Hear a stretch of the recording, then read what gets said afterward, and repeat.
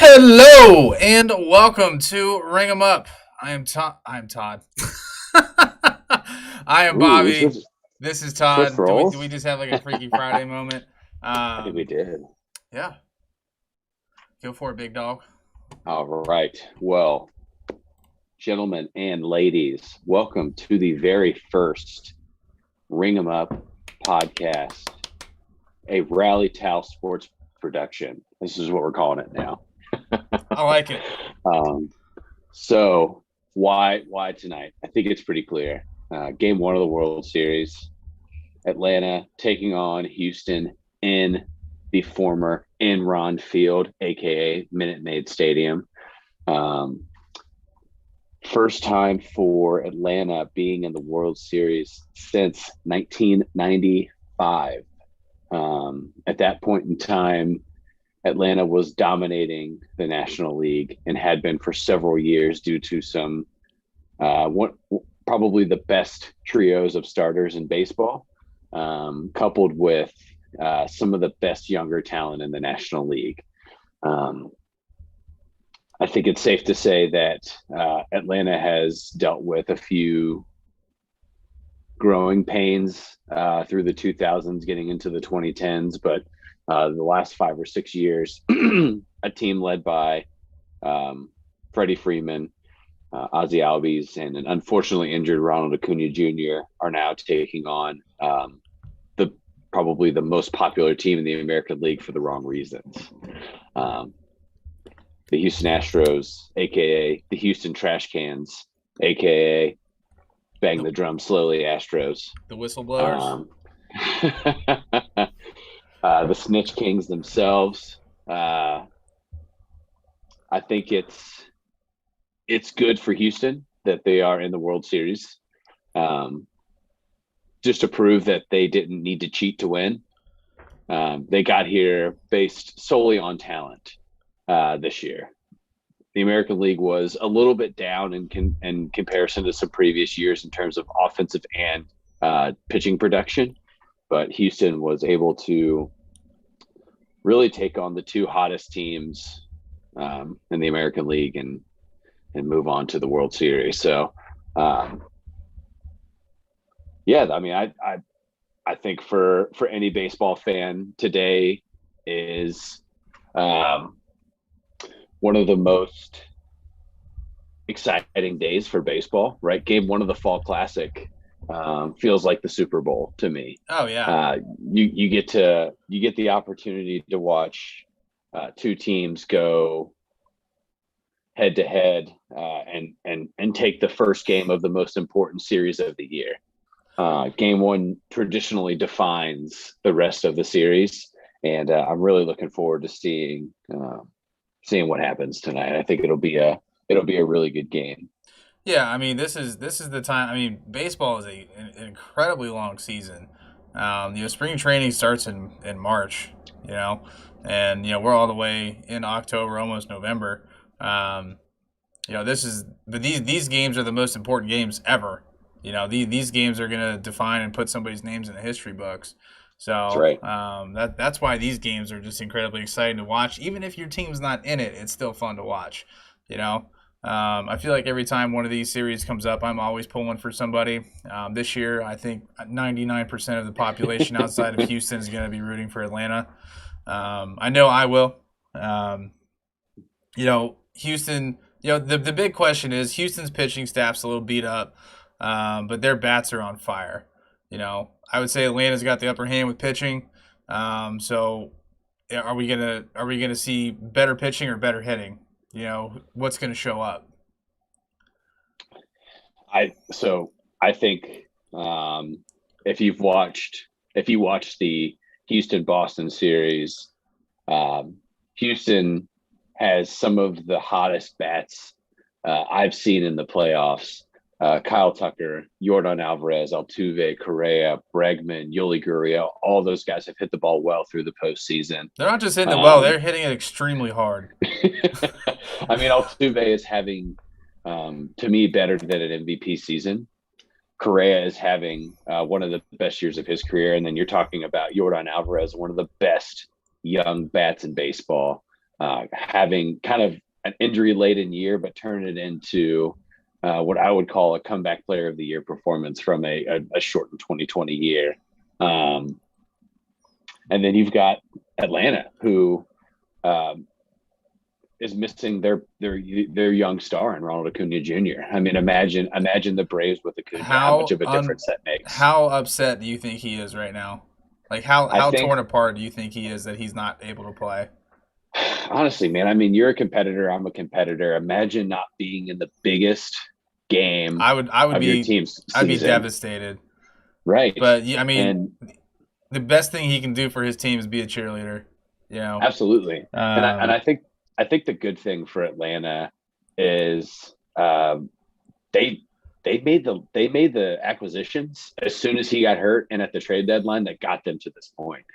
Trading for Jock Peterson, Adam Duvall, and Eddie Rosario all at the trade deadline, making sure that they were filling a gap that Acuna really fills himself, right? As he is the closest thing to a five-tool player that we're seeing in baseball right now. yes. And in my opinion, is the best young player in baseball. Ronald Acuna is 21 years old, and he has already established himself as one of the best power hitting outfielders in the game, and one of the best leadoff hitters in the game. So, um, kudos to Duvall for who is having arguably maybe the second worst first half in baseball behind Suarez, and turned it into a 30 plus home run, 100 plus RBI year. Former Jock Red. Peters, yes, Jock Peterson, who former Dodger, was supposed to be a part of a deal going to the Angels, ended up going to Chicago, and is now on the Atlanta Braves and playing center field. Unreal. And then just a couple of young guys that the Braves are kind of relying on as we're getting through this series. Austin Riley, who the Braves are really, really high on him coming through the farm system, and has really delivered this year. And then Ozzy Albies, all-star, two-time all-star now, switch hitting, power hitting second baseman. Just it's a really exciting time. And as the game takes off here, we're looking at another trade deadline acquisition for Atlanta and Jorge Soler, power hitting, moonshot hitting right now, Jorge Soler. So, Yeah, no, Chad, I'm going to apologize. I'm going to be looking this way quite a bit. I've got the game pulled up on my laptop. And Bruce, you are right. Somebody is missing. Corey is not with us right now, but he will be here shortly. He'll be making his fashionably late entrance. He had to put the Twins down, so he's got his hands full at the moment, but he'll be joining us soon. what a Wow. start. You literally were just talking about it. He just hits a fucking moonshot. Unreal. Jorge I mean, Soler. What a god. That ball was absolutely ripped. Crushed. So now that we've seen Framber Valdez start the game, pitching matchup tonight is former Houston Astro and former Tampa Bay Devil Ray himself, Sir Charlie Morton. And then he is pitching for Atlanta. He's out. And pitching for Houston tonight is young lefty Framber Valdez, who I'm sorry. Bruce commented said it looks like you're looking at Todd, so you're good. When I'm looking, yeah, we're looking. We didn't. It's like I'm that. there with you. It's like I'm there with you. It's beautiful. Yeah, what a start! Holy shit! Pitch number 3 of the World Series is a solo shot for Jorge Soler. I think they're going to challenge this infield hit by Freddie Freeman. I think he was safe. Ooh, it's close. It is very close. Nope, not challenging it. Got to pitch off. So Bobby, as Corey will roll in here, my God, and barely, in not even time. half a step. Go ahead. What is your projection for this series? Man, dude, it's gonna be a good series. I think, man, I just don't know if you can stop the Houston bats right now. I don't know if you can put anybody on the mound that's gonna be able to get through that lineup. Um, I'm gonna say Astros in 6, but I would prefer. My other guess would Say, be if the Braves win, it's gonna be 7 games. yeah. So I think this one, regardless of who wins, goes to 7.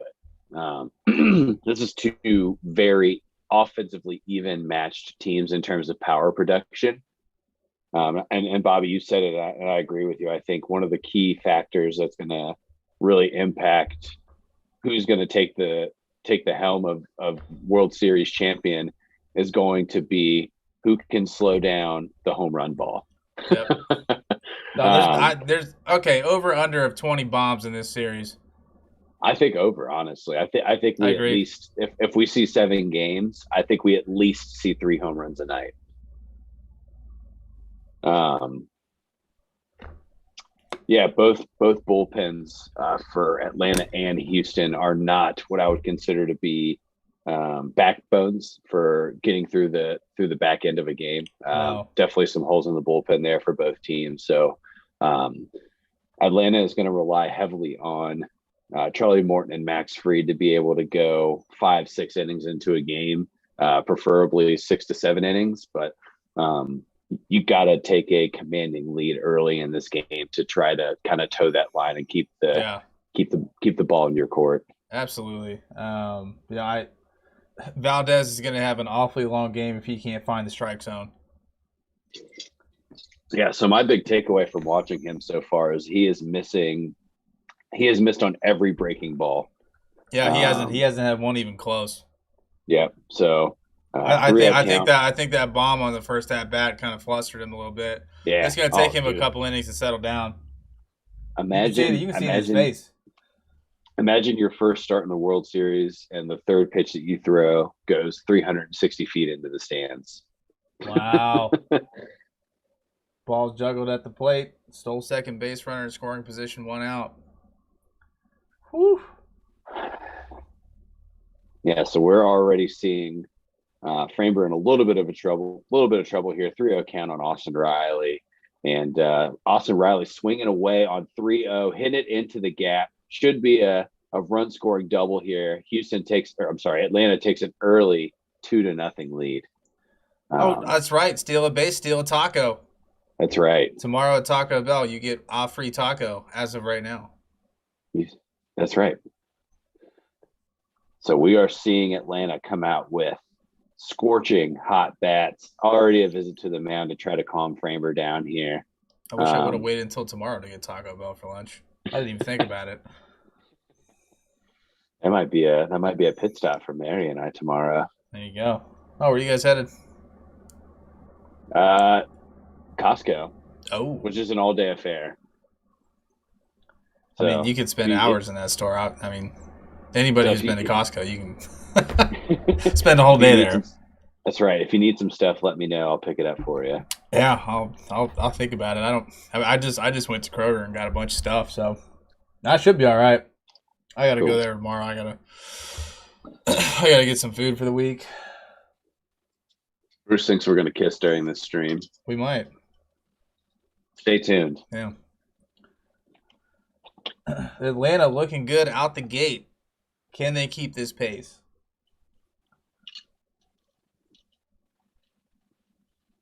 Oh, I'll tell you one person on this planet right now that is going absolutely apeshit is Ben Mosley. absolutely. When Soler hit that home run, I can already hear it. So for those of you who don't know, Ben's my cousin. He's from the Jacksonville area. Huge Braves fan. Since obviously, I think the other closest team to him was like the Marlins. Probably so. But Atlanta's only maybe an hour 15 from Jack. So yeah, I've never been to Atlanta Stadium though. I want to go. Yeah, well, they're going to this is year 2 of the new stadium for the SunTrust Park. So definitely that's a stopping point for me for sure. I've heard it's my boss actually is from Atlanta and went down there for a game and said it's pretty sweet. Yeah. So, NLCS MVP Eddie Rosario up to bat here. Looks like that mound visit has helped Framber at least calm down a little bit. He's now finding the strike zone a little bit more here. Eddie Rosario hitting .474 in the postseason with 3 dingers and 11 runs batted in. It's ridiculous. We love you too, Bruce.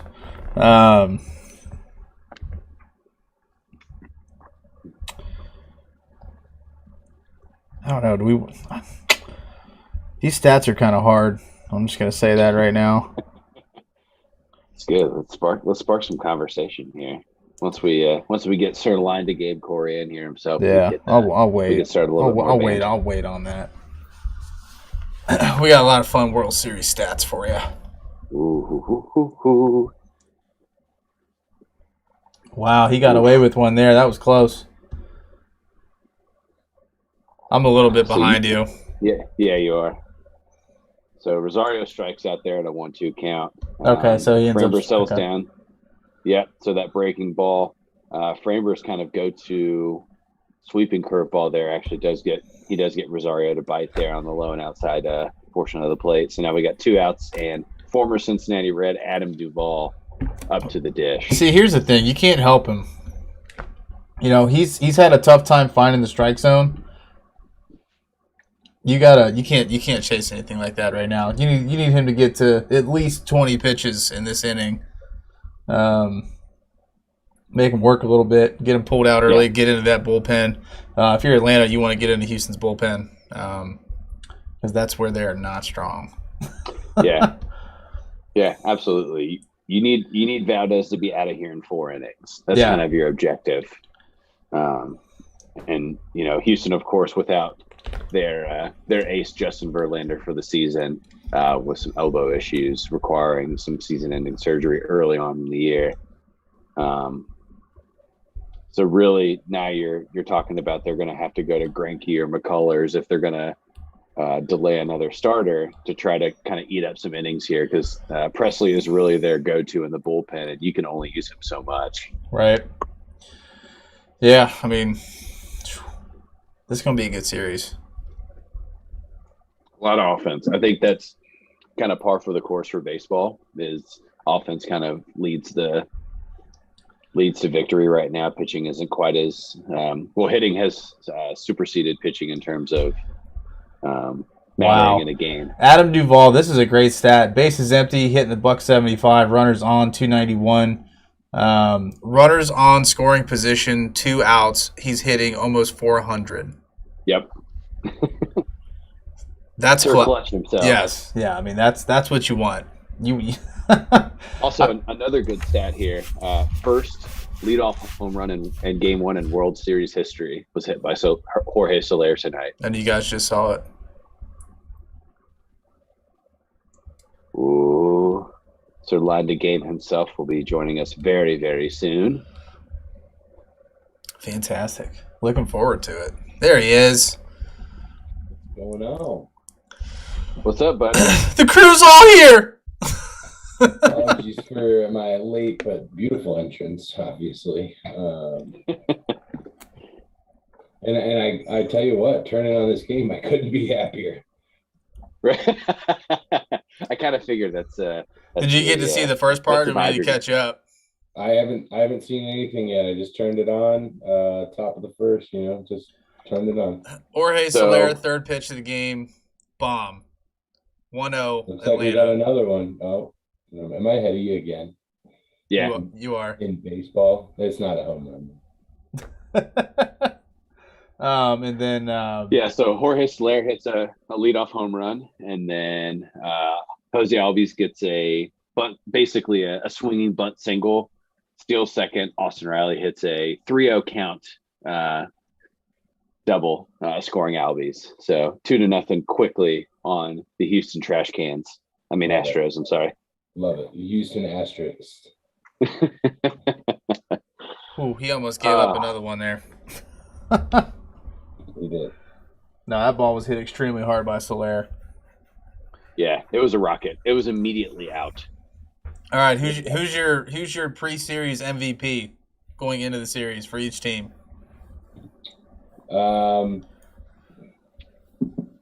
If it's the Astros that win, it'll be Altuve. And if it's the Braves that win, I'm all Freddie, baby. Let's go. So I am thinking if the Astros win the World Series, I think it would actually go to Kyle Tucker. He has been really kind of, Altuve, Correa, Bregman, those are your big names. Kyle Tucker has been consistently through the COVID season and this year their best offensive performer from game one to now we're getting to game basically 175. For the Braves, I agree. It has to be Freddie Freeman. This is his. If they win this World Series, this is kind of Freddie's another box that he needs to check off to hopefully continue the career and be a Hall of Famer in the future. And how can you not just absolutely love the guy? Dude, that's what I was gonna say. If there is somebody out there that does not like Freddie Freeman, I would like to meet them. Yeah, and I'll give you 13 reasons why you're wrong. Nice Netflix reference there. Thank you. No, so what would you say, like from Kyle Tucker's game, what would you say sets him apart from the rest of the team? Consistency. He is in a time where, or in a better frame, what has made him so successful? He is a contact hitter. He is not a every swing is a home run swing hitter. He is really good at hitting the ball down the left field line as a left-handed hitter, and he doesn't strike out a lot. And they kind of plug him into the lower half of the lineup, so it gives them an opportunity to have somebody with above average speed for when they flip the lineup back over.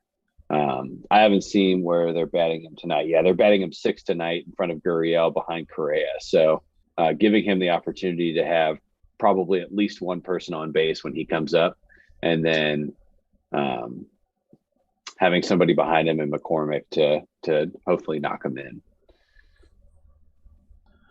Absolutely. Well, I'm a little late on the podcast as far as the game goes. I'm looking at the batting order for the Astros, and that would be intimidating as hell to me if I'm a pitcher.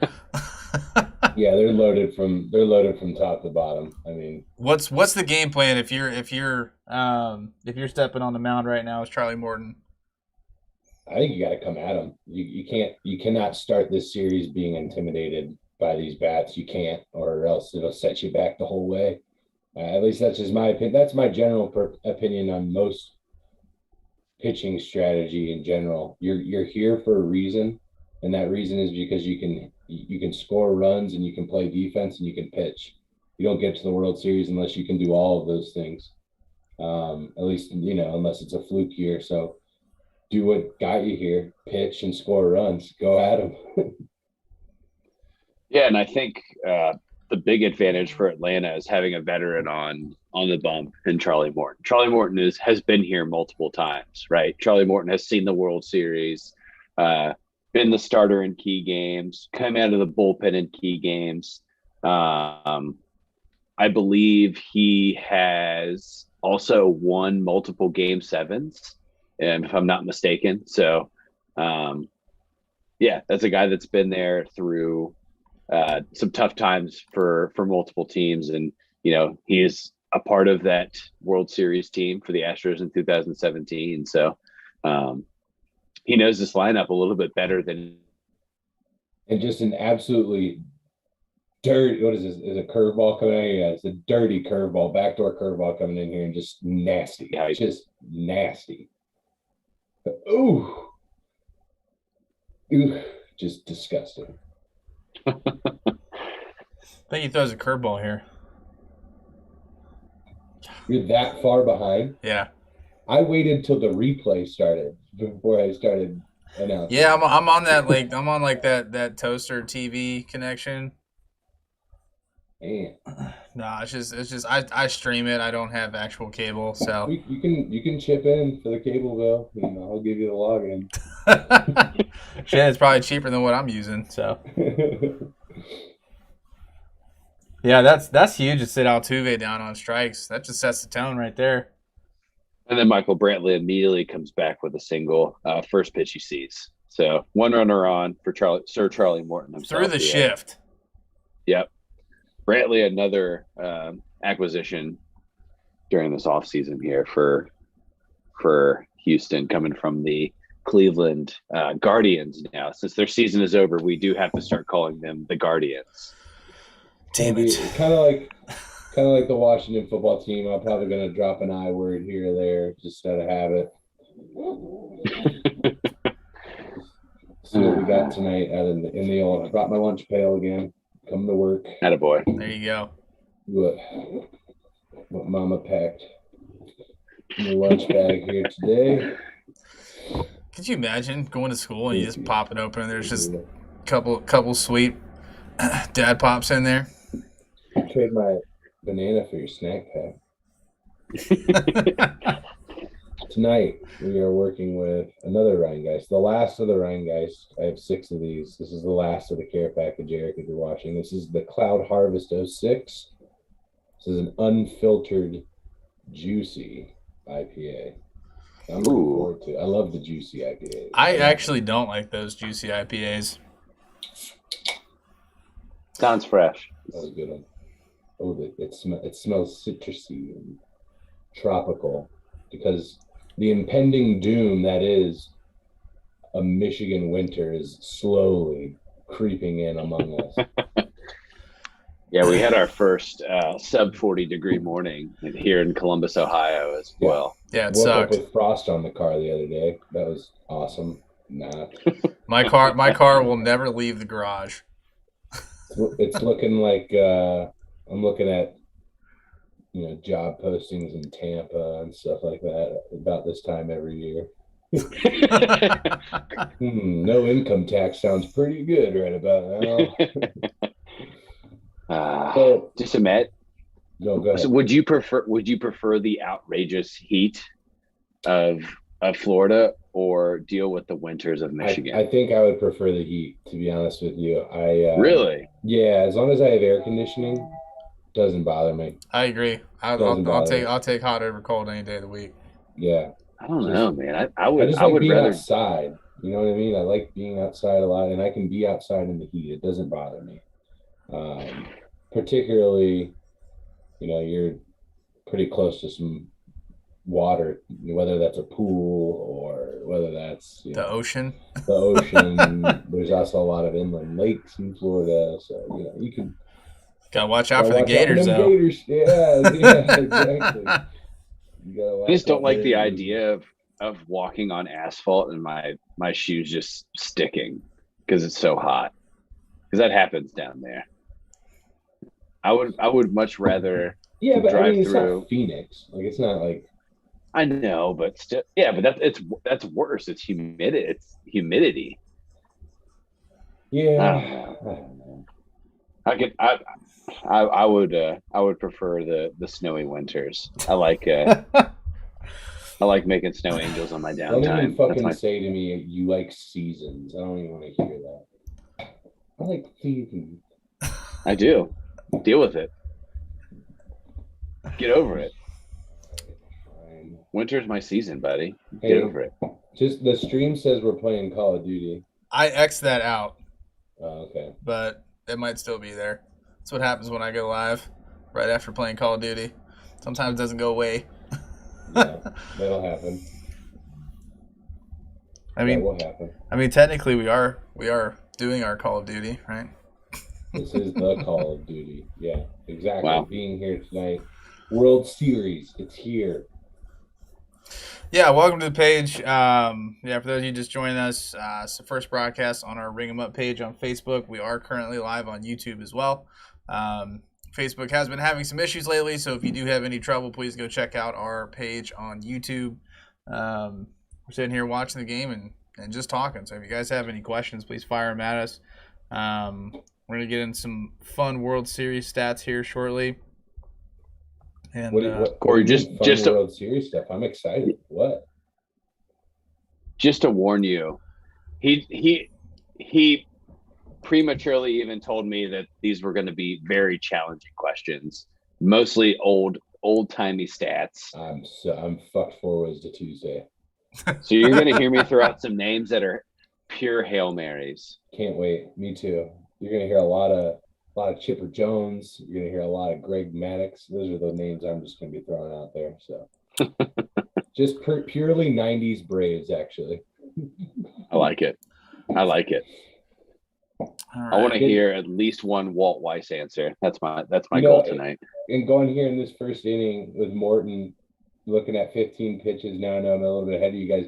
It's a little bit higher than you want, but at the end of the day, you get out of this inning with a 2-0 lead, you're feeling good. You know, Absolutely. 14 is kind of Look, where you want to cut it off, I think, at least in the first inning. It's kind of where you want to, that's kind of the max that you want to be pushing. So, and you're facing a very, very heavy 1 through 4 here. I mean, Yordan Alvarez is no slouch at the dish. That guy could very easily. That was you're about to look at a beautiful backdoor cutter here. This is just, I might be wrong, but it looks like a cutter. No, that's not a cutter. I'm sorry. It came in. He's a right-handed pitcher. Or it came out. It started in. That's a two-seam. Two-seamer, yeah. Yeah, that's the front door 2-seam fastball. Yeah, it's beautiful. Absolutely beautiful. It looks like the batter's sitting there watching his ball. The whole time he's thinking it's inside, and literally 6 feet in front of the plate, it just moves right into the strike zone. And Charlie Morton almost touching 40, throwing 98 miles an hour. So good for him. He's just built different. Alvarez drawing a bag here, though. They got 2 ducks on the pond. And now you're facing Carlos Correa, who seems to play, who plays at a different level. Trash cans are not in the playoffs. He is kind of their guiding light through the playoffs. And so, this is the thing is we knew they were good, and they didn't need to do this. So like, if they didn't cheat, I'd still probably be rooting for the Braves. Let's be honest, I'm going to root for the NL every time. But they didn't need to, and here they are doing it with arguably one of the shittiest postseason managers of all time. So, what you talking, Dusty? Yeah, Dusty Baker sucks in the playoffs. That's just a statistical fact at this point. He's got a couple World Series rings, sir. Where? San Francisco. Okay. Well, you're talking Cincinnati, Dusty Baker. That's a different. Yeah, but even before that too, right? Yeah. Well, Chicago. Yeah. You could arguably say that Dusty Baker ruined Mark Pryor's career. There are a lot of people that feel that is the case. So, on this manager talk, I was having this discussion with somebody today. Is a manager? What's the value of a manager in baseball? Is it inflated, the value? Is it? So I think that we've actually talked about this a lot on our podcast, because we've had various opinions of what a manager should be doing at the major league level.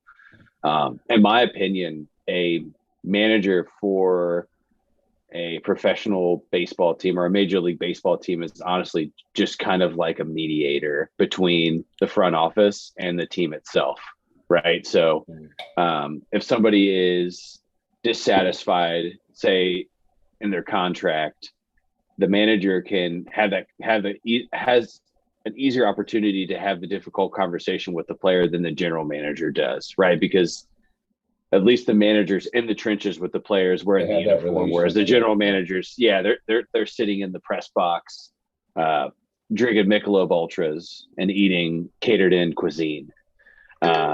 So I think there's a lot of disconnect between the front office of most franchises, which is why we're likely going to see a lockout after the season concludes. A lot of disconnect between the front office and the players on the field in terms of what they feel is right for them as paid athletes by the organization itself. So the coach allows for kind of a barrier between that. Other than that, they have in terms of like on-field value, there's not very many coaches that call pitches anymore. They very rarely call situational plays like bunts, because bunting just doesn't really happen that much. shifts are predetermined by strategists for the Yeah. organization itself. So you see players now wearing cards on their wrists. So shifts are already in place prior to the game even starting. So it's kind of babysitting when they're in the dugout at this point, making sure nobody, two players don't get into a fist fight, or, somebody has to go out and grab the ball from the starter. And that's kind of what they do now. And that's really it. Well, speaking of starters and going out and grabbing the ball, I'm not saying they need to do that right now, obviously, but Morton's getting into a little bit of hot water right here. 23 pitches, wild pitch just got by the catcher here. And you got Correa still sitting at the plate with a full count. Yeah, and Houston has done the majority of their damage in offensive production with 2 outs. Really the whole season, but specifically in the playoffs. They've scored 2/3 of their runs with 2 outs in the playoffs. So here they are walking them full.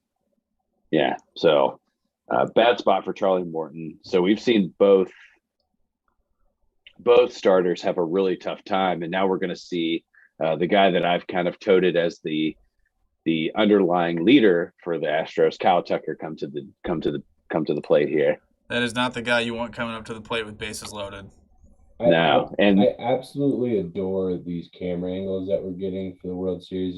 They're beautiful, like beautiful camera work. Like it looks a little bit MLB The Show-esque, I will say.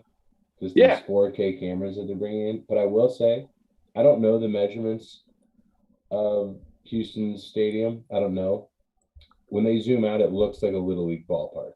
It looks tiny. Left field's super short. Center field's what, 410? 430. 430. It's far. Yeah, so I'm not sure if you guys remember this or not, but when Enron Field was built, there used to be a hill. There was a mound at the top. Yeah, at the top end of center field, which created tons of injuries.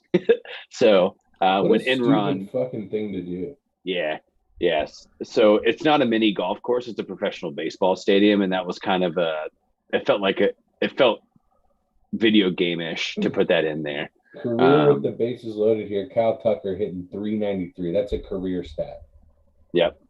So this season hitting 429 with 20 runs batted in. So that's not a a stat you want to say if you're Charlie Morton. Yeah. Not a stat if you're Charlie Morton. If you're Charlie Morton and you get through this here, you can take them down, you're feeling a lot better. Weight off your shoulder. All right, let's move on. You feel like a clean bill of health almost. That's another stat they just threw up here for Tucker: 8 for 17 in the postseason with runners in scoring position, with 11 RBIs, 3 home runs. Yeah, the only issue with getting this many runners on base is the fact that they're going to have to go through this lineup much quicker the next time around. There's not as many in between. Chopper. Best case scenario, you're turning the lineup over in the 3rd inning already. So you're 3 batters ahead. Oof, Ozzie Albies with a great play, calming the storm here. Charlie Morton should be ecstatic. Big time. It was a 30-pitch inning. Not great. You're going to be getting into your bullpen pretty early in this one if it keeps going this way. But that said, you got a 2-0 lead. Right. So before you got on here, Corey, that's something that we touched on a little bit. Is that's kind of the crux of both teams, or that their bullpens are not super strong, not a group that you want to put the game, the weight of the game on in the 6th inning to finish it out, right? So the World Series is usually the time where we start seeing starting pitchers come out of the bullpen and give 3 or 4 good innings. There's a good chance that we see that tonight from Houston. I would love to see that, just because I think it's awesome, and I think it should be done more. You saw what the Nationals did 2 years ago with it, and it was sweet. They won because of Patrick Corbin, Max Scherzer, and Strasburg being able to come out of the bullpen. Yeah, just put them out there. Put your best arms out there. It's not like you got literally 7 games. That's right. And if you want to, so Washington's strategy, and they were very clear that going into that series, is that they were not going to throw their starters more than 4 innings regardless, because that's what they wanted to do through the duration, was to rotate those 3 guys, because you have Scherzer and Strasburg, who are flame throwing 95 plus fastball guys, and then you mix Patrick Corbin in there, who throws a 66-mile-an-hour curveball that looks like Rosenblaga throwing a floater at the end of Rookie of the Year. So it's a really good. It was, I mean, that was the trio that won in that series. It was not an offensive boom of a World Series, but pitching for Washington was what kind of sealed the deal. Yeah, and that's the thing, is it's not necessarily all about just straight gas the entire time. It's about keeping the batter out of their comfort zone. When you can time up a pitch, then you can make contact. When you can't, you Absolutely. can't. You know what I mean? That's the biggest Right. thing. These guys are at this level because they can hit 100-mile-an-hour fastballs, right? If you throw it 100, if you throw it 80 and you miss over the zone, you're going to be punished. That's their job. That's what they work super, super hard to get to be able to do. But Greg Maddux never topped 92 miles an hour and is a Hall of Fame pitcher. There's a reason why he was a Hall of Fame pitcher, because everything he threw had a lot of intent. Right. there was thought behind everything that he did, and he knew that he could put the ball wherever he needed to be successful. So not as much of that in today's game in terms of guys being meticulous on, touching corners and painting the black. It's certainly turned into a flame-throwing game. The average pitcher now throwing over 93 miles an hour, whereas in 2015, the average pitch speed was just over 90.5 miles per hour. Yeah, there's not a lot of finesse, methodically finesse pitchers in today's game. I honestly can't even think of one off the top of my head. Everybody's just trying to throw the straight heat. I mean, the stats prove it. Yeah, absolutely. This year was the most 100-plus mile-an-hour pitches thrown in a season, and Jordan Hicks was hurt the whole year pretty much. And that's the guy that did it the most in 2019 and 20. So that just means that there's even more guys now that can throw 100 miles an hour. And you even have starting pitchers now that can do it. Tyler Glass now hovers around 101 miles an hour for 7 innings. That's terrifying. Would you say that has had an impact on batting average, and why we're seeing more strikeouts? Pitchers throwing harder. Mm-hmm. Yeah, absolutely. I mean, you got to. Again, these guys are professionals, but you're a Hall of Famer if you're on base, if you get a hit 3 of every 10 times, right? So those other 7 times, whereas before, maybe it was weak contact or a fly out or a ground out. 5 of those 7 times you're getting out now, or 4 of those 7 times you're getting out now are strikeouts, right? Look at a guy like Joey Gallo. Joey Gallo struck out in almost 50% of his at-bats this year. Just think about that. Every other time he comes up to the plate, he strikes out, statistically. And he was second or third in the league in walks as well. So he either strikes out, hits a home run, or walks. That's the 3 things you're getting from Gallo. And there's a lot of other guys that are doing just that still in the game, or that are just getting started in the game. So that's just the direction that baseball has gone. We've talked about that a lot, that, the long ball has become the meta of being an everyday player. And, the situational player or the role players of baseball's past have gone away. They don't exist anymore. Everybody can hit 30 home runs now, right? Look at Salvador Perez, a guy that Kansas City has loved and respected for almost a decade, hit the most home runs a catcher's ever hit in baseball. And that number, I think he ended up hitting 45 home runs this year. That's a guy that's calling all the pitches too, and was still able to hit 45 home runs. That's insane. Baseball has just evolved into it. We are seeing some good old National League baseball right now out of these Atlanta Braves. It is just consistent hitting. Obviously got that leadoff single you guys are going to see here. Jock with a little knock coming here. I think he's in the 7 hole or 8 hole right now. But yeah, he's in the 8 hole. Jock Peterson. I mean, talk about lineup depth. The Braves have it too, right? You know what I mean? That's absolutely. That's how you get to the World Series. But real quick sidebar here, guys. We've been a little, I guess, absent in promoting our charitable efforts. So I'm going to go ahead and do that again right now because Yeah, absolutely. we have not reached our goal. We set a goal of $150. We're currently at $114. And we are raising money for Covenant House, Michigan, helping displaced youth, helping them with different housing, and then also fundamental things going forward. Once they we're getting a little distracted by allowing the fly ball in the deep left center field. But anyway, we are raising money for Covenant House, Michigan. I'm going to drop my Venmo and PayPal into the chat right now.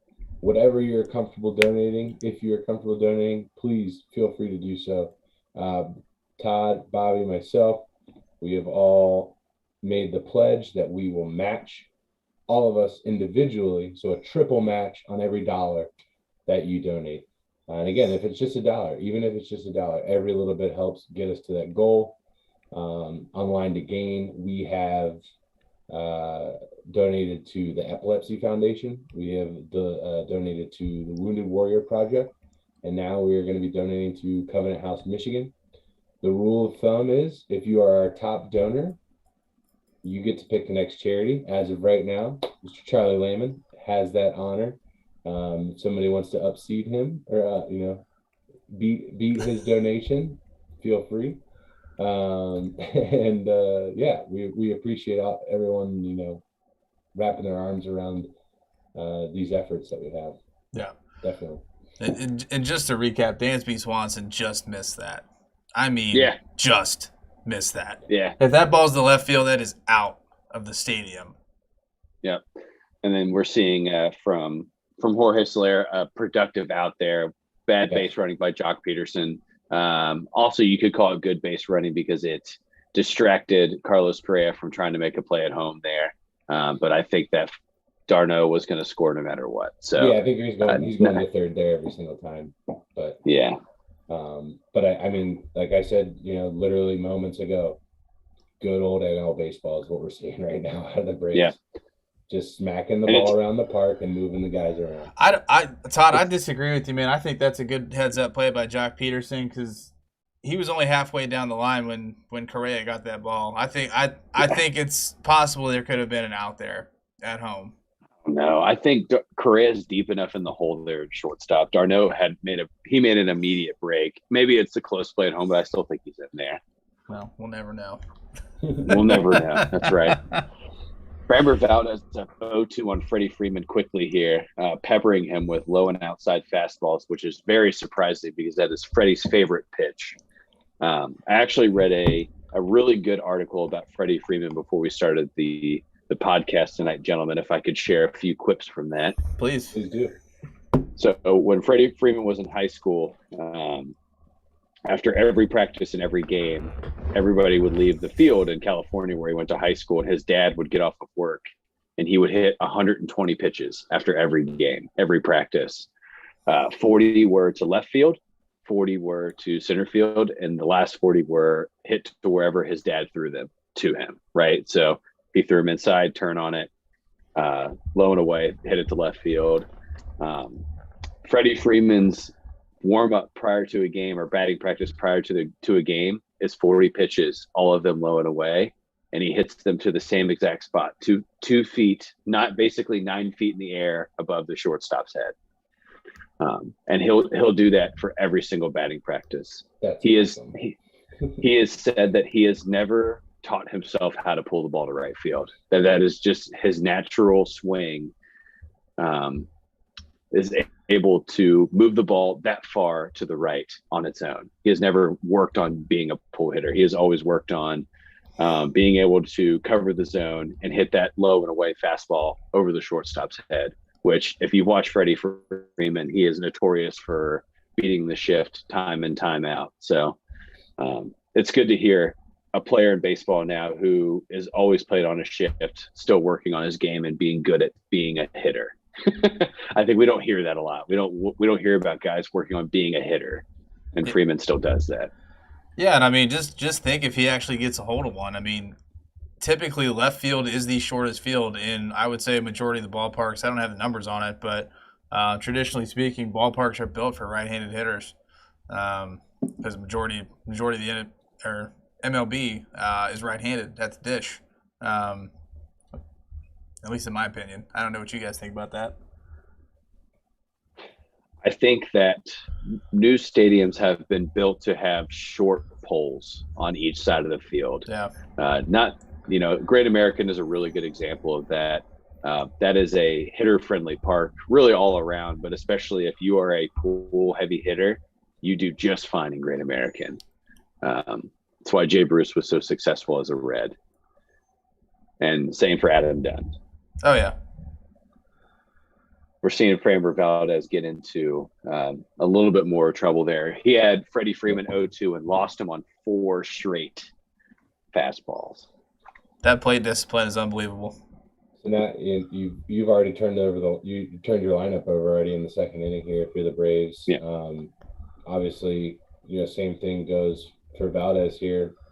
Looking at a 40. You had already mentioned though that they're looking to get 4 innings out of each pitcher. I don't think they anticipated 4 innings potentially being close to 100 pitches. So it's funny that you say that because that's a topic of conversation that we've even talked about prior is pitch count in baseball now, and how important that is to young guys and being able to accrue innings during the season. So Tyler Mahle is a really good example of that. Don't say anything yet. Yeah. Does Albies go deep? Just no, just grit. Oh, look at that! I love it. Grit. I hate you guys. So Tyler Mahle it's not even close either. Pitched 180 innings this year. Do you guys know what his longest start was? Mahle? Yep. 7. Yeah, 7 1/3. That was his longest start. Yeah. You know how many times he got past the 5th inning, or what percentage-wise, how often he gets past the 5th inning? I would say 82%. He gets past the 5th inning. Yeah.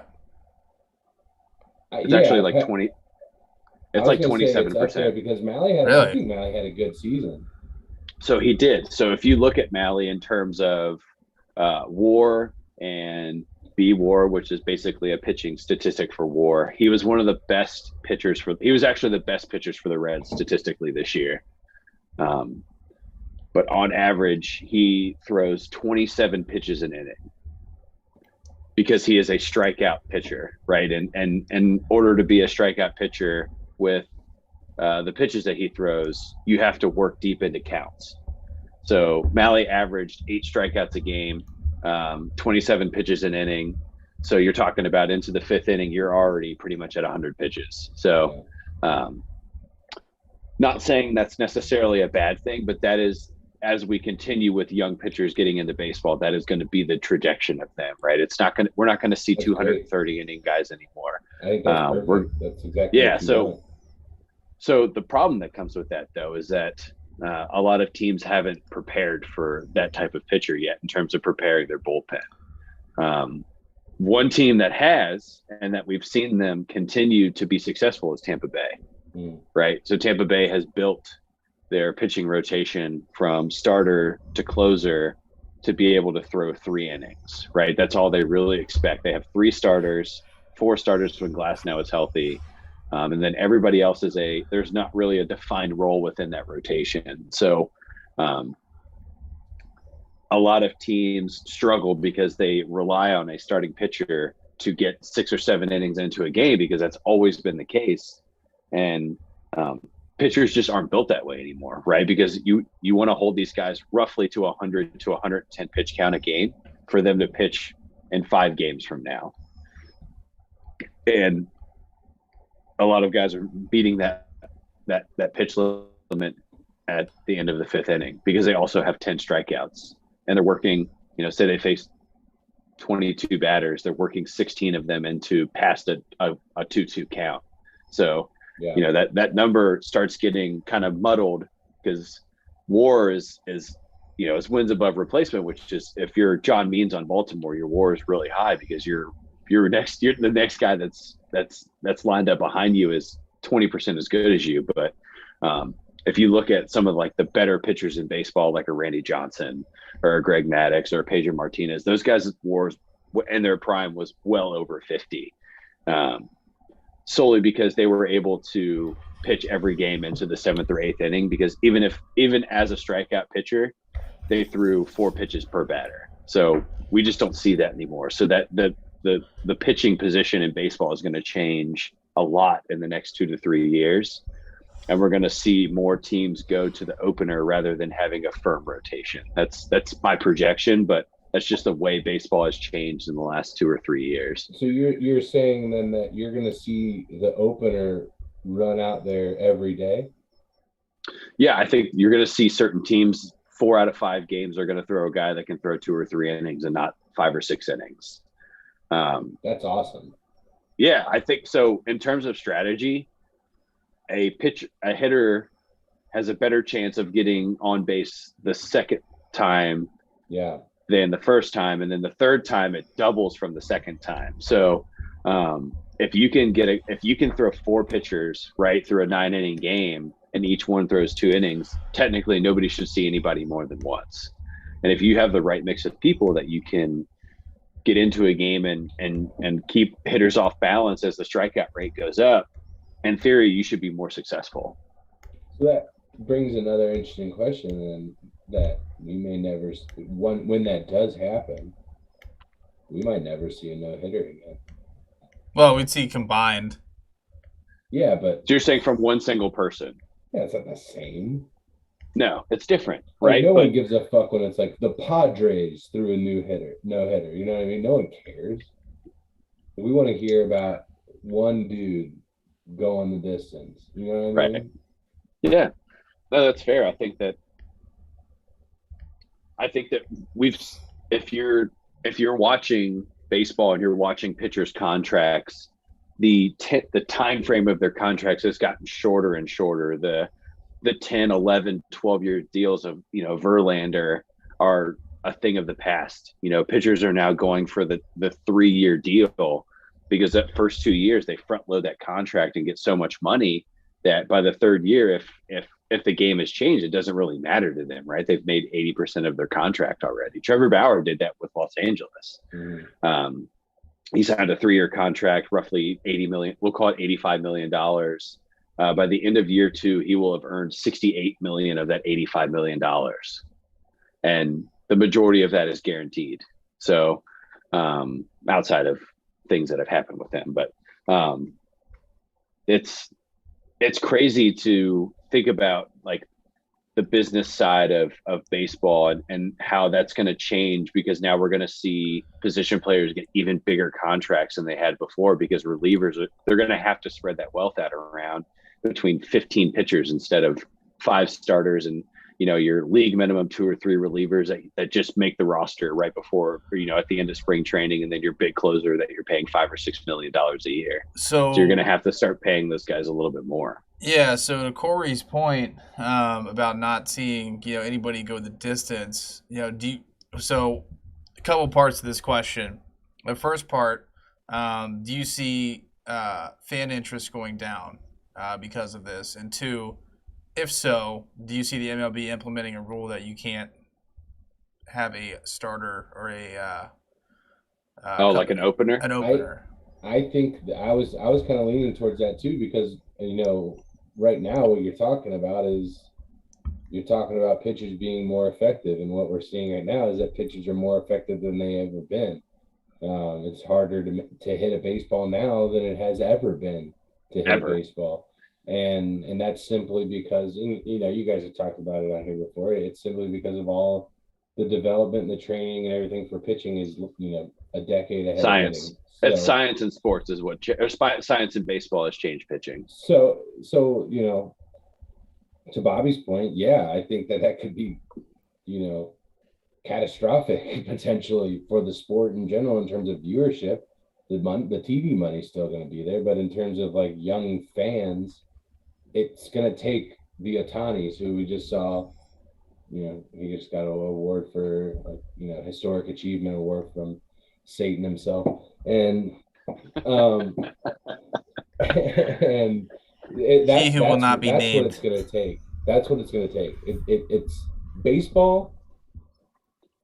I'm kind of going off a little bit different here, Bob, but it's kind of tied back there. I swear to God. You do you, baby. Baseball is probably, no, not probably. They are definitely the worst sport. I'm willing to say this comparative to any other professional sport at promoting their stars.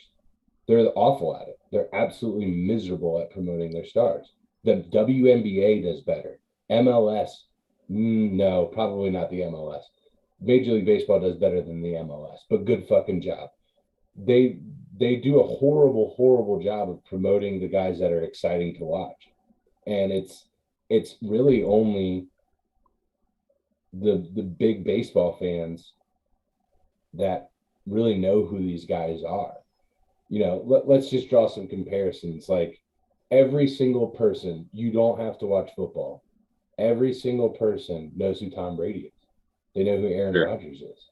They know who, I don't know, we can continue going down the list of, stars in the league, right? Every single person knows who LeBron James is, who Steph Curry is. Like those names are just known. Well, I would say that that's not the case for baseball, and it should be, right? If you're doing justice to your league. So to bring that back to your point, Bob, it's like what you're going to see is a more boring, quote unquote, boring sport, right? There's going to be less scoring if you're continuing to improve the strategic and the training and the science and the longevity of these pitchers, and to make it an even more defensive game, which I'm all about it. I'm an NL, just give me NL baseball all day. I love it. I love it. And but no one else thinks that way. I would say, generally speaking, the population, we want dingers, we want bombs. Like this is what we want all day. So Yeah. Yes, it's funny that you bring that up because we did a whole episode of Rally Towel Sports specifically about how ineffective Major League Baseball is at promoting future growth, right? Future talent. So, and I put Bobby on the spot and I asked him about 5 of the top prospects in baseball, and he didn't know who any of them were. Right? I'm a I think casual fan, no fucking clue. Right. So at that point in time, one of the people I named was making his major league debut that night, which was my point, right? That, Wander Franco from Tampa is the number 1 prospect in baseball, has been since the beginning of the COVID season. And nobody knew who he was unless you either follow baseball very closely like I do, or you play MLB The Show. That's it. Those are the only 2 ways that you know him, right? Right. Spencer Torkelson, Asa Lacy. Yeah. So there's a multitude of guys that, young future stars, as MLB The Show calls them, that they're promoting them, right? San Diego Studios specifically is promoting these guys. Adley Rutschman, Casey Mize, just like, some guys that are in baseball Casey that are either, Mize. So some Bobby of the top Witt Jr. prospects, Bobby Witt Jr. I mean, there's guys that, so there's guys that we've talked about that, Bobby and I had to do research on. And I said this in a previous episode, that unless you pay for Baseball America every year, which I do, just because of my wanting to want to learn. Yeah, it is. It's a real problem. Stan. Declan, Daddy's very sick. But I mean, I have to pay like basically $100 a year to read people either defend Rob Manfred, which I'm not about that, because a lot of these guys are still a part of that old horde of people. Yeah. Or you get the new writers of baseball who are talking about some of these young prospects and following guys out of high school that are getting drafted on day 1. And that's the only way you can find them, because ESPN, this was the first year ESPN has ever had Major League Baseball drafts on prime time, ever, in the history of the game, in the history of the draft. It's the first time it's ever. It's a big step forward. It's a big step forward. It is. To touch on what we had talked about, a couple months ago, I think the big issue is that collegiate baseball is not big, right? It's not promoted, and that's where the future stars come from in every other sport. It's like college basketball, huge, college football, monstrous. Like, who these guys are before they even get in the league. College baseball, who watches it? The average baseball fan does not watch college baseball. Well, unless you're watching the Big Ten network or it's any Power 5 conference network, you're not getting those games, right? Exactly. And then baseball is huge at some of these mid-major schools, we'll call them, in the South, and you don't know anything about them until they're in the super regional, or it's the finals of their regional because there's 30 teams in it. So the Little League World Series gets more coverage than college baseball. It's true. It's true. It does. I mean, they not to take anything away from it because it's great, but I would. You know what? A stat I would really be interested to find out is how many players that participate in the Little League World Series make it to the majors. Ooh, I bet if you were to look at that, it would be. I bet it would be higher than the average, like higher than the average, right? Like there's a few guys that I could think. Yeah, there's a few guys I could think of. I know Todd Frazier, Cody Bellinger, Troy Glaus. That's the only reason I say it would be higher is because they showcase those. You know what I mean? Like right. They indicate like, hey, this guy was here and now he's here, right? So. Yeah, I mean they did that Bellinger's rookie year. They were doing side by sides of him swinging and hitting home runs in the Little League World Series as he was hitting home runs for the Dodgers. And comparing, there was a part of SportsCenter where they were comparing the swings together.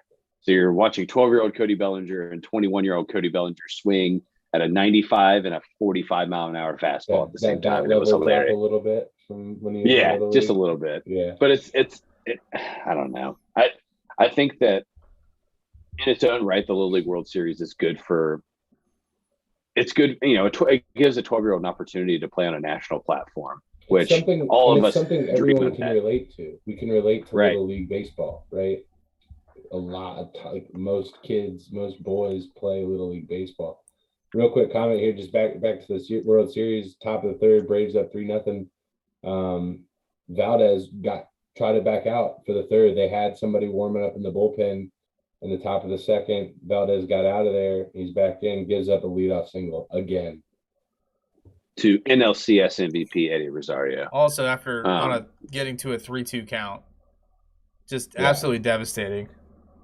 I mean, if this trend continues, which literally every piece of information that I've been given from this very small sample size of this game so far, there's no way he makes it out of the third. There's no way. If their strategy is going to remain, there's 0% chance he gets out of the third. Right. I mean, if you're Houston, you can't afford it. The more times these guys get up to the plate, the more damage they're going to do.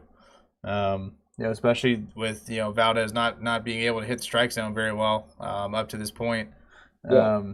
I mean, and when he does, they know it's a fastball. They know it's a fastball. Yeah, Todd had mentioned earlier his breaking balls are not catching the zone, and they're not even close. Framber is most effective when he can throw that big sweeping curveball away from left-handed hitters, and the first one he threw to Freddie Freeman was about 6 feet outside. Yeah. So, I mean, he had the one where he ended up getting a strikeout on it. That was the best pitch he's thrown all night. Right, and that was also set up by two high inside fastballs that you've caught. He caught Rosario off guard and almost had him on the same pitch prior too. Right. So, I mean, pitching at the end of the day. There's one thing that you need to do to be effective in a game is that you have to throw a first pitch strike at least 85% of the time. If you are starting off behind or putting hitters into a hitter's count more than that, your effectiveness goes down significantly because then you are kind of crawling your way out of the cave a little bit. You're working a little bit harder to get somebody out. And if you can throw a first pitch strike, that's what, again, I use Greg Maddux as an example a lot because he threw first pitch strikes. His career statistic is like 93% of the time. Like that. I mean, of course you're going to be effective because you're starting everybody off in a pitcher's count. So, especially in a platform like this, getting into a hitter's count with a team that is slugging the ball very well, who is a home run first team, you are really putting yourself in a bad spot. Yeah. And Framber does not have the control right now to claw his way back out. Yeah, and Corey called it. They got Garcia up and warming up in the bullpen. I don't see Valdez getting out of this inning. I think he's just buying time with these throwovers just to let the reliever get warm. Yeah. Yeah, he's no command over the off speed stuff. Atlanta's all over his fastball because it's the only thing he can touch the strike zone with at this point. Mm-hmm. Yeah. Yeah. I think after we see Duvall, we see Baker. Oh. I think Dusty comes out. It's like I have a fucking crystal ball in front of me. This is ridiculous. Oh, Adam Duvall with a 2-run rocket. And I love seeing him do it. I love it. I'm gonna go ahead and guess he throws the breaking ball. He just hangs it. He throws a fastball and he throws a fastball pretty much right down the middle to Duvall. Yeah, just right down Broadway and just puts every bit of lumber on. I think he put a dent in the concrete out there. Stat for Atlanta here: first team in the World Series history to score in each of the first 3 innings of Game 1. That is just so we've seen Atlanta create history twice, and we're not even through an out in the top of the 3rd inning. Love it. Radio silence from that stadium right now. Beautiful. Exactly how I'd want it to be. You know what? This is better, actually. This is better. I'm glad they made it bigger. And then I hope they get just absolutely pummeled 4 games straight. I want their souls to be crushed. You know what? No, take one game. Take one game. That way, Atlanta can do it in Houston. Oof. Nail in the coffin on your home turf. Exactly. Yeah, I'm a sick man. Should they if they win, should they do their parade in Houston? Oh my God. No, but during the parade, it should just be like when you leave a baseball game and there's guys out there like just they should line the streets with trash can drummers at all times. You know what I would do if I was Atlanta and I win? I would pay for ad space on an electronic billboard and telecast the parade in Houston. Oh, man, you guys are savages. Jesus. I'm uncomfortable thinking about how awful that would be for Houston. Well, no, here's what they should do for Game 3. They do the tomahawk chop before every game, right? Oh, do the drum beat on trash cans. But just all on trash cans. That's the best way to go. I mean, yeah, I mean, both the home runs tonight were just 2 extremely hard hit balls. I'd love to see the exit velocity on them. Yeah, and you made the point earlier that left field is short, but that wasn't stopping. No, I don't care what stadium it's in. That ball's gone. Yeah, so that ball was actually still climbing when it hit the stands. Yeah, it had not reached its top trajectory yet. That was a missile. Yeah, one thing that Fox does really well, and I hope they prove me right here, is that they do a really nice job of recapping home runs with the analytics of it. Yes. I don't know if I guess we're all watching it probably on mute or we all have headphones on, but Joe Buck and John Smoltz calling the game tonight. What's your guys' opinion on Joe Buck calling baseball games? I have an opinion. If I can go ahead. Yeah, no, this is open forum here. I think Joe Buck is probably one of the best announcers in baseball history for television games. Thank you for saying that because I agree. I absolutely love watching Joe Buck. I think Joe Buck does what very few baseball announcers do, and literally lets the silence fill. It's not silence. His silence be fulfilled by the crowd when there's a huge play. Like, just wait at the end of this World Series, or if there's a big play or a walk-off or something like that, you can even go back and listen to Joe Buck calling. But when, say there's a walk-off, he'll comment on what happened and he'll say it's gone, and then he'll just stop. And there will literally be like 30 seconds of him not saying anything, and it's just Well, I mean, you also have to admit, like that's just like any of us, right? I mean, I applaud him for remembering to do his job when he sees something incredible like that. You know, I just be sitting there in awe. You know, I think the call that sold me on Joe Buck was the Vikings game where he says three things after the ball is snapped.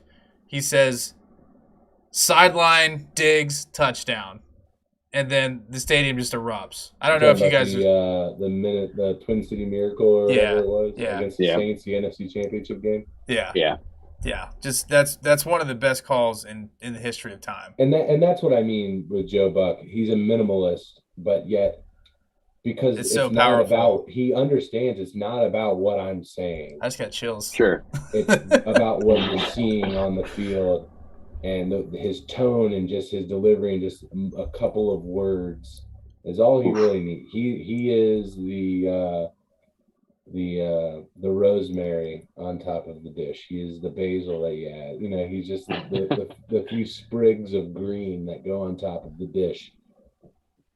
So yeah, I think the thing that I appreciate about Joe Buck the most, and I think for a lot of announcers, they lose the sight of this, but their objective is that they are the narrator of the game, right? That's the important thing. When you're reading a book, or say you're listening to a book and you're listening to someone narrate a book, there's pause time. There's things that are provided within that narration that give emphasis to what you're reading. Joe Buck does that perfectly. I was actually going to use his ability. Did he freeze on your end, Corey? Yeah. Todd got a little spacey on there, but we'll get back to that here in just a second. To narrate the story correctly and allow the fan. Todd, you're gonna have to start over. You froze. Never mind. The moral of the story: Joe Buck tells the game very eloquently, which is lost in baseball now. So, who's your least favorite announcer? Just in general? Yeah, I like, if you guys viewers at home, if you haven't caught on yet, I'm a misanthrope, and I like to talk about how much I hate things. So let's go into that a little bit more. I want to Dick Vitale. 100%. Dick Vitale. I hate him. Okay. I hate Dick Vitale. He's annoying. I think he provides no value to college basketball. He's battling cancer right now. I do know that. I'm aware of me. It doesn't mean that I. We're not dogging him as a person. Abilities. I just had to throw it in there. If you're somehow watching this, Dick Vitale, we're praying for you. Yeah, he's watching for sure. Yeah, but no, I just think he. What? How do you want to say like actors he tries too hard. He tries too hard. Yeah. It seems fake. Look, college football figured it out perfectly for Lee Corso, because I put him and Vitale kind of in the same category. I think Lee Corso is worse, but Corso doesn't announce games anymore. Right, that's what I'm saying. But that's what Vitale should be doing. If you're going to put him into the circumstance of being a broadcaster or an analyst for college basketball, just let him do the pregame stuff and then let him do the postgame stuff. Don't make him a part of the game. Don't let him throw his missed that. I thought Jack was going on that one. That. Look at Dusty over there wearing his fucking isotoners like he's fucking OJ. Look at this motherfucker. What are you doing? Who is your least favorite announcer? Just a real quick comment. Don't really have that opinion of Dick Vitale. That said, due to my sick obsession with NFL, I don't really watch a whole lot of college football college basketball during the regular season until we get closer to tournament time. Just because football is life. To quote Ted Lasso there, football is life. I digress. My least favorite announcer. Mark Schlereth, no question. Mark Schlereth is Yeah, he's is bad. him and Matt Leinart are my least favorite people on the planet, I think. One, I've gotten into Twitter beef with Matt Leinart before, and it's hilarious. It is hilarious. Just because he responded to me. That's what's funny to me is that, like, I was talking shit about Matt Leinart on Twitter. I tagged him in it, and he responded to me. And then I just was like, dude, it took me as long as your NFL career to respond to you, or some shit like that. He said, what does that even mean? It's like, well, because you didn't play very long, buddy. Anyway, but the reason I don't like Mark Schlereth is he's such a Broncos homer. It is ridiculous. He is such a homer, and it just doesn't even hide him. And he doesn't call games, but Teddy Bruschi, same thing. Such a homer, just Patriots the whole time. The whole time. I can't stand it. And you know me, I small market all day till I die. That's what I'm the voice of the little people, or I want to be, at least. I will attempt to be. And I cannot stand when you just talk about a team because you think that most people want to hear about them. Like Broncos, very popular team. Outside of Denver, they're still very, very popular. Late 90s up until, 2000, the late 2000s, and now the Broncos are a very popular franchise. Patriots, very popular franchise. When I lived in Salt Lake City, the top 3 teams in Salt Lake City: Seahawks, Broncos, Patriots. Really? Yeah. 2 of those make sense. Yeah, for sure. That seems odd. I'll say one guy I used to not care for, who's actually starting to grow on me a little bit, is Chris Collinsworth. Really? Yeah, I used to really dislike his broadcasts a lot. But the more I listen to him, he's genuinely a very, very good football mind. I don't know what your guys' take is, but I think he's at least getting better. I personally think that so I think his son is actually a better analyst and understands football better than he does. Collinsworth, I think, he's gotten his general verbiage has gotten worse in the last 2 or 3 years, and the way he communicates has gotten worse. I don't know. I don't like his cadence either as a broadcaster. I think he was better when he started than he is now. I would agree with that. But if I'm not mistaken, his son started Pro Football Focus. Am I correct in that assumption? Yeah, that's correct. Yeah. Nice. He is a very, very high football IQ. Very good person to listen to or to read from. Did you guys hear any of Marshawn Lynch's time on Monday Night Football? I heard him drop an F-bomb. Yeah. I fucking love Peyton and Eli Manning. That's magical. Even though they stole the idea from us, I love it too. I love the idea. I love Marshawn Lynch as well. Marshawn Lynch, quite honestly, you replace the Skittles with peanut M&Ms, and Marshawn Lynch is my spirit animal. I too would drive around a Gator golf cart around the field. Why wouldn't I? I think the grab my nuts while I'm jumping in, or hold my dick, that whole scenario. I love his vibe, I don't care about anything, and I'm just here to have fun, and I'll let my game talk, and I'll probably talk a little too. I love his whole energy. He flirts that line with the villain, and I love that. I don't know, Aaron Rodgers, we talked about that on Monday Game. I really love that as well. It's close though, because Bobby, I know you feel this way. I hate cheaters. I can't stand when you cheat in a game. I just take why are we playing them? So right. As long as you're not that, but if you're kind of rough around the edges, I really dig those players. Yeah, no, they're fun to watch. They break the mold. They're you can tell that they're actually being themselves. Who's that in baseball? Is Nick Castellanos kind of that way? He kind of was. Not as much. No, there's not really a lot of that. I would say Trevor Bauer. Trevor Bauer. That's the only name that came to mind. He's Yeah, also just kind of like not. But he's also a piece of shit. So I don't really count him anymore. I will give him credit where credit is due. He shut his mouth after all of these things came out. He was radio silent until the Dodgers season was over. So how did that transpire? Like what ended up happening? I believe they settled out of court. Yeah. Okay. Yeah. So no charges were filed against him. So but how do we know that he's guilty? So you don't necessarily. There's no legal verdict that he's guilty, but there's no way he's not. Why? I genuinely don't know why. There was so much reporting done. The story, it was like, go back and read the stories. They get really like intimate in, with the detail, and it's gross, man. That's the most polite way that I can put it.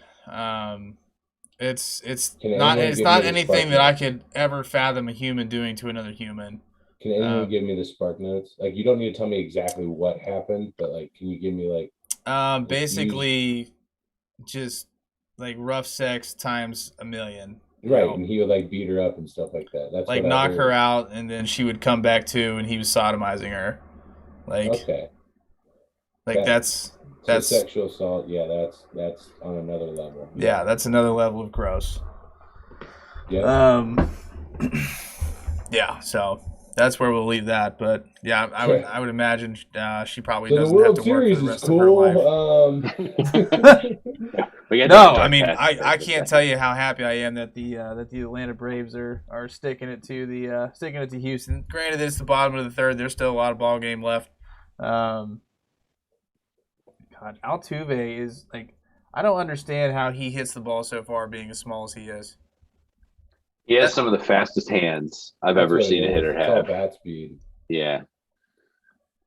And he is so strong. It's crazy. I mean, yeah, they're showing a side by side of Albies and Altuve. Albies is 2 inches taller than Altuve, so they list him at 5'6" and 5'8", so they're probably 5'3" and 5'5". That's my guess. And he can cover the whole plate. You know what I mean? Yeah, he swings a log. I mean, his bat is 2/3 of his size. Yeah. So yeah, Altuve, I think year in and year out, kind of, he hasn't gotten. He was in the allegations. He was caught cheating, really, but not always necessarily giving credit where credit is due, in terms of how good of a career he's had. Oof, Uncle Charlie. That's the second time Altuve has struck out versus Charlie Morton himself. Yeah, and Charlie, his off-speed stuff is disgusting tonight. Actually, yeah, everything is working for him right now. He's got great command of the fastball, especially. Oh, they're pulling him off. He slipped on the mound. Let's take a look here at the replay. I'm a little ahead, so I'll kind of walk it through a little bit. Yeah, no, right at the end of that strikeout, he was like stumbling on the left side of the mound. He roll an ankle? No, it doesn't look like an ankle. It could be a knee. Knee or back.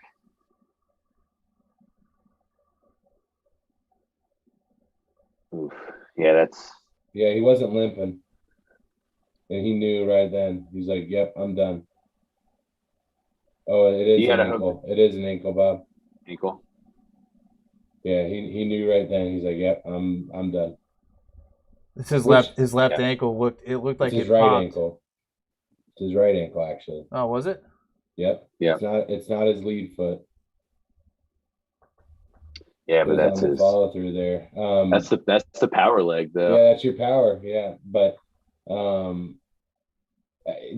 mean, even if it's not a huge injury, absolutely doing the right thing. There's no reason for you to stay out there right now. You're pounding them 5-0. No, you have a 5-run lead. Yeah, you have a 5-run lead. Just give the ball over. And if you're looking at like versus like a horse race, in terms of like bullpen depth, which neither of them have, as you indicated earlier, they're already burning through it faster than you. You're good. Just keep going. And Right. in an AL ballpark, you have the benefit of a DH right now, so it's not like you're gonna have to rotate out. If your guy's still got the juice, he's still giving you what you need out there on the mound from your bullpen. You can keep riding with him. You don't have to worry about throwing in a hitter right now and getting him out of the rotation. Right. Yeah, I'm interested to see. Big blow. I'm interested Yeah. to see how they rebound. I mean, Agreed. It's big, but we don't know what happened. I mean, I'll try and see what my boy John Heyman's saying about it right now. But I'm just saying. I mean, that's huge for it's the Astros getting Charlie Morton off the bump, who's having a because what great I said, game. His off-speed stuff was disgusting. He had great command of the fastball. I mean, he was having a great outing. Yeah, I think the biggest thing is the veteran leadership you lose when Charlie Morton comes out of the game. I mean, I said it earlier that this is a guy that's been here multiple times, and you're playing with a bunch of guys that have never been here before. Literally, Right. Other than Jock Peterson, nobody in the starting lineup for. That's not true. Rosario was in it with Cleveland, so you have 6 of your 8 starters have never played in the World Series game before. That's tough, Yeah. man. Whereas for Houston, I believe it's only 3. Right? Yeah, McCormick, Tucker, and Jordan Alvarez. All 3 of those guys were not on the Astros in 2017. The only thing that worries me about Charlie Morton is that he immediately said, "I'm done." It wasn't a, "Well, let me walk it off." It was a, "Hey, I'm out." Right. So I have a feeling that was the last we're going to see of him in this series. He walked off the field. He wasn't limping a lot. Could be the adrenaline. So we're getting an ad for it right now, boys, and I know we'll probably talk a little. Maybe we won't talk a lot about it on Thursday, but I'm absolutely jacked out of my mind for this Michigan State game. I cannot wait. This is huge. This is the make or break for the Big Ten. Who's gonna take it? Well, I don't necessarily agree with that, just due to the fact that all 4 of these teams all have to play each other still. Michigan State, Ohio State, and Penn State. They all have to play each other still. And that hasn't happened. It's like the last 6 weeks of the Big Ten are Big Ten East in particular. It's juicy. Crazy. Yeah, Iowa, it's they're juicy. Done. They're fucking done. Iowa's fucking done. Doesn't matter. But Michigan State, undefeated. You got Penn State and Ohio State nipping at the bud right here, trying to get in. And it is going to be insane. I mean, if you're a Bearcat fan, I think what you're rooting for is chaos in the big. You want Absolutely. You want Michigan State, Penn State, Ohio State all to have one loss going in to at least one loss going in. Yeah, ideally, you got Penn State at 2 losses now, right? Yeah. So you're good there. You want Ohio State to at least lose one more time, because for UC, I don't even think you need that. I don't even think you need that. Best case scenario, my thought being that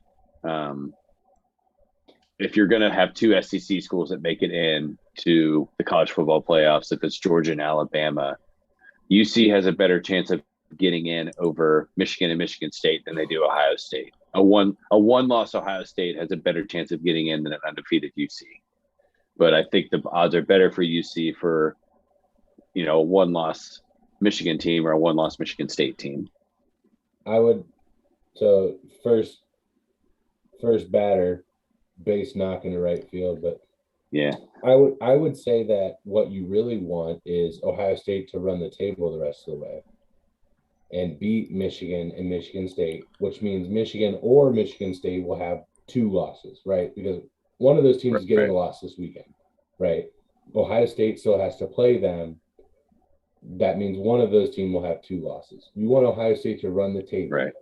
So then what that will mean is that Ohio State will be the Big Ten champ with one loss, and then you'll have non-Big Ten champs also with at least one loss.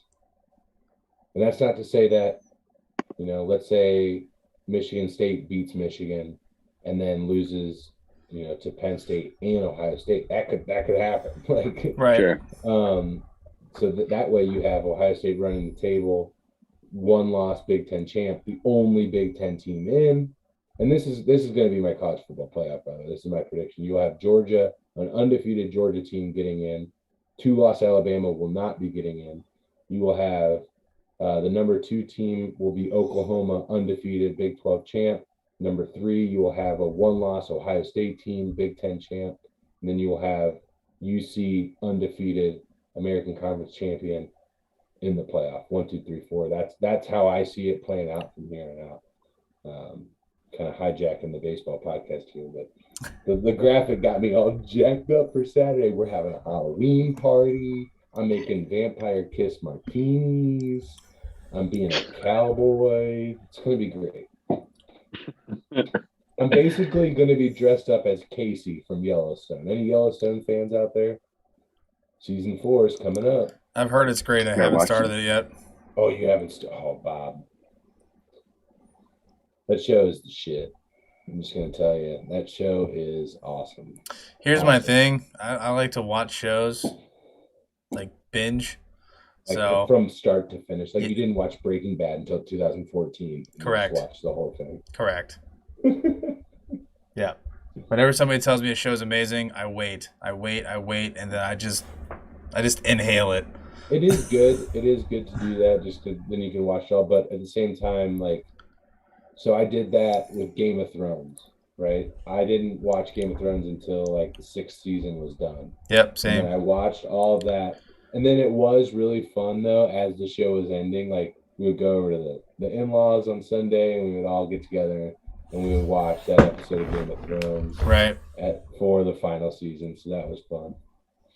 So I did enjoy that aspect of watching the show as they come out. It's pretty fun. Oh, yeah, for sure. Yep. Is Yellowstone the show with Costner? Yellowstone is the show with Costner, yeah. Okay. Yeah, essentially the premise is Costner runs a multi-million-dollar ranch out in Montana, and there's several different pressures from native people, developers, etc., and it's there's blood, drugs, sex, war. It's awesome. All the things you want. All the things you want. What else could you ask for, really? That's the first thing that's like, hey, Corey, you coming over Saturday night? Well, are there going to be? And I list those things. And if they can say yes to at least 3 of those 4, then I'm in. You're there. I'm in there. You son of a bitch. I'm in. Peanut M&M's, Ryan Geist, and that might just be, you might need 2 in that scenario. Yeah, I'm pretty much there after that, yeah. Actually, Katie's going shopping for Halloween candy tomorrow. I have to literally tell her, do not buy peanut M&Ms. Because it's bad for you. Well, we buy more than we need because we don't want to be the fuckers that run out, right? You don't want to be that house. Sure. And then it's left over, and who's eating it? You are. I have a sweet tooth, big time. So got to stay away from that.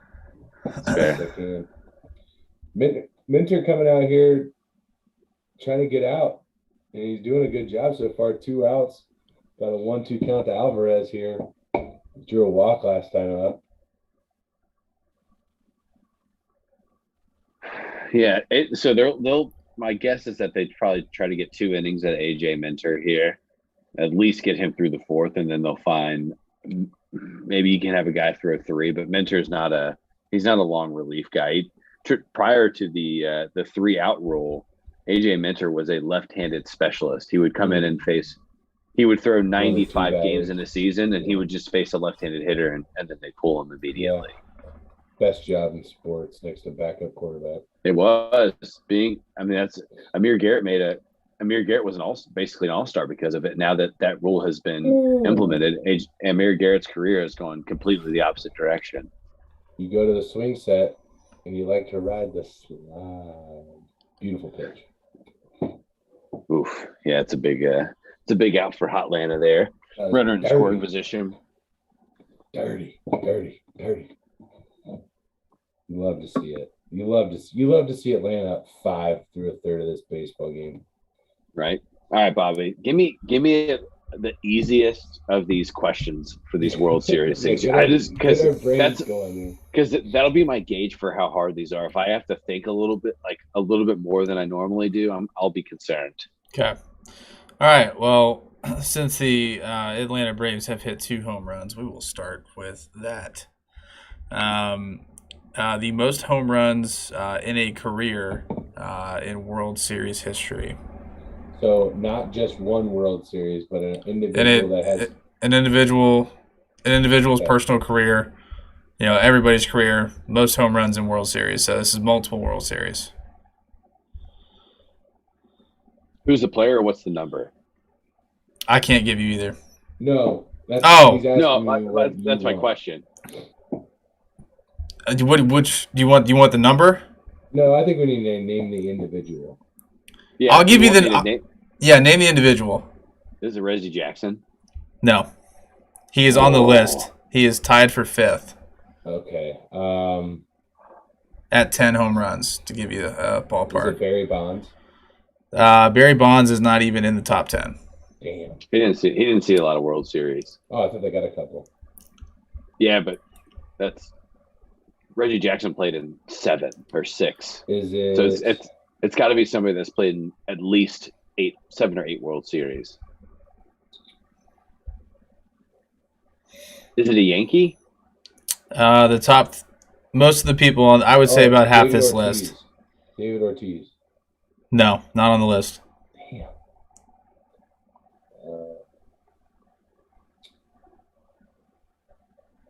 Is it, Albert Pujols. You guys got to go back.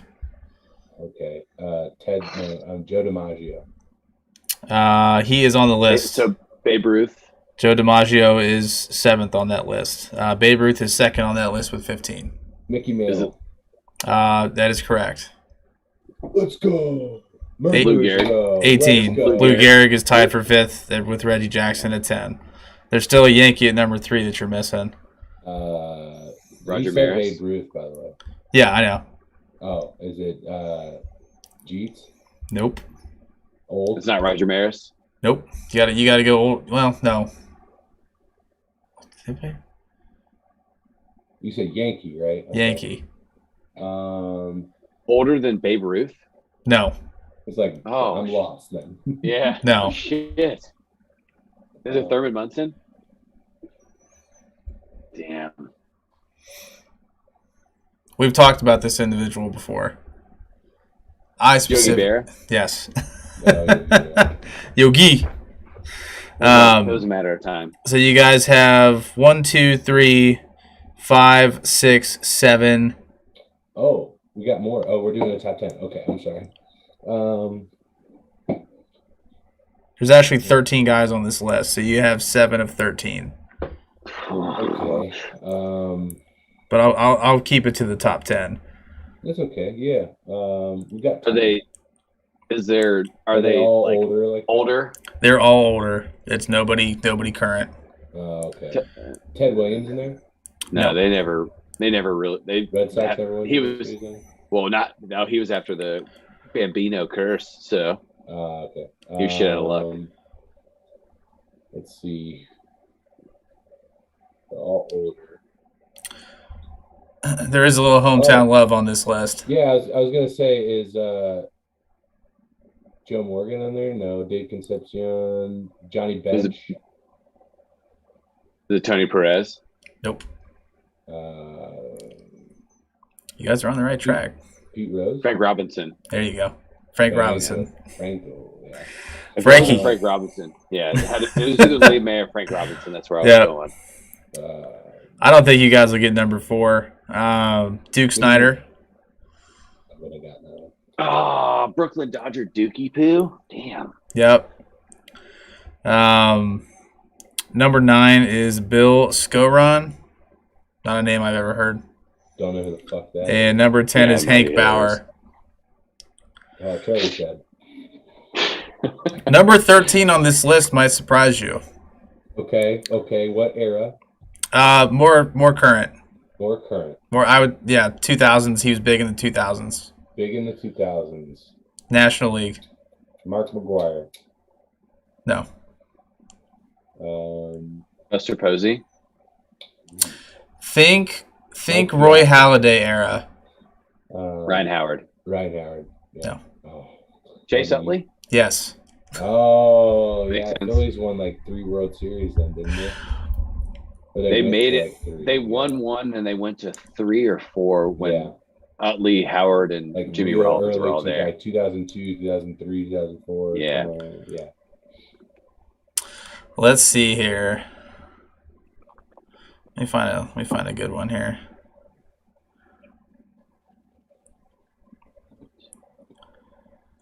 Chat, if you're watching with us, you need to say hello. Yeah, feel free to guess at some of these answers too.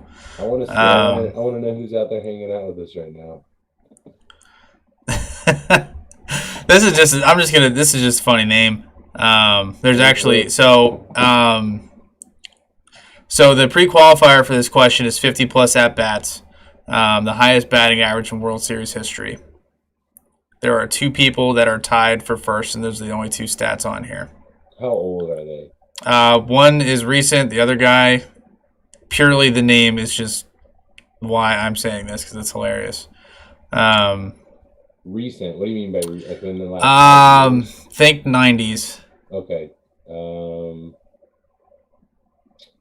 a World Series, I will go with 90s. I mean, Braves are playing. Let's go Chipper. This guy spent a majority of his career with the Brewers. He played for the Blue Jays and the Twins in the latter half of his career in the 90s. Paul Molitor. You can just say no. Paul Molitor. Paul Molitor. Guess what his World Series batting average is? 430. It's like 420 something. 418. Yeah. And he's tied with Pepper Martin. Old Pepper Martin. Oh, Yeah, Paul Molitor. That's Paul Kenny Molitor has Martin's 3,000 grandfather. career hits. Paul Molitor is a Hall of Famer. Oh yeah. Like just one of those guys that just nobody ever thinks of as being an all-time great, but one of the best, like up there with Tony Gwynn, is one of the best contact hitters of all time. I want to say hello to Mr. Josh Wheeler hanging out with us tonight. What up, Hi, Will? Josh. Hi. All Do right. you know Pepper Martin, Josh? Because none of us know who the fuck Pepper Martin is. It's Kenyon Martin's grandfather. I know who he is. Duh. Oh, let's see here. I'm trying to find one that's got more recent players on there.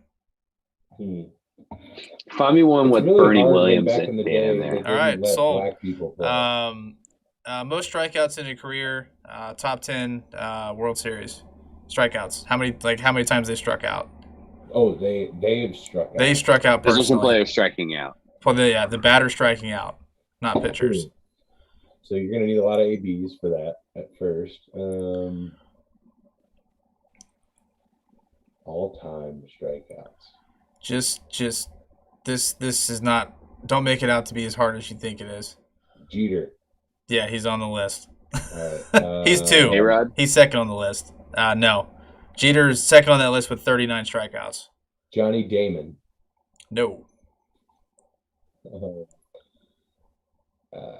Is Bernie Williams on the list? He is number 10, tied for 10th.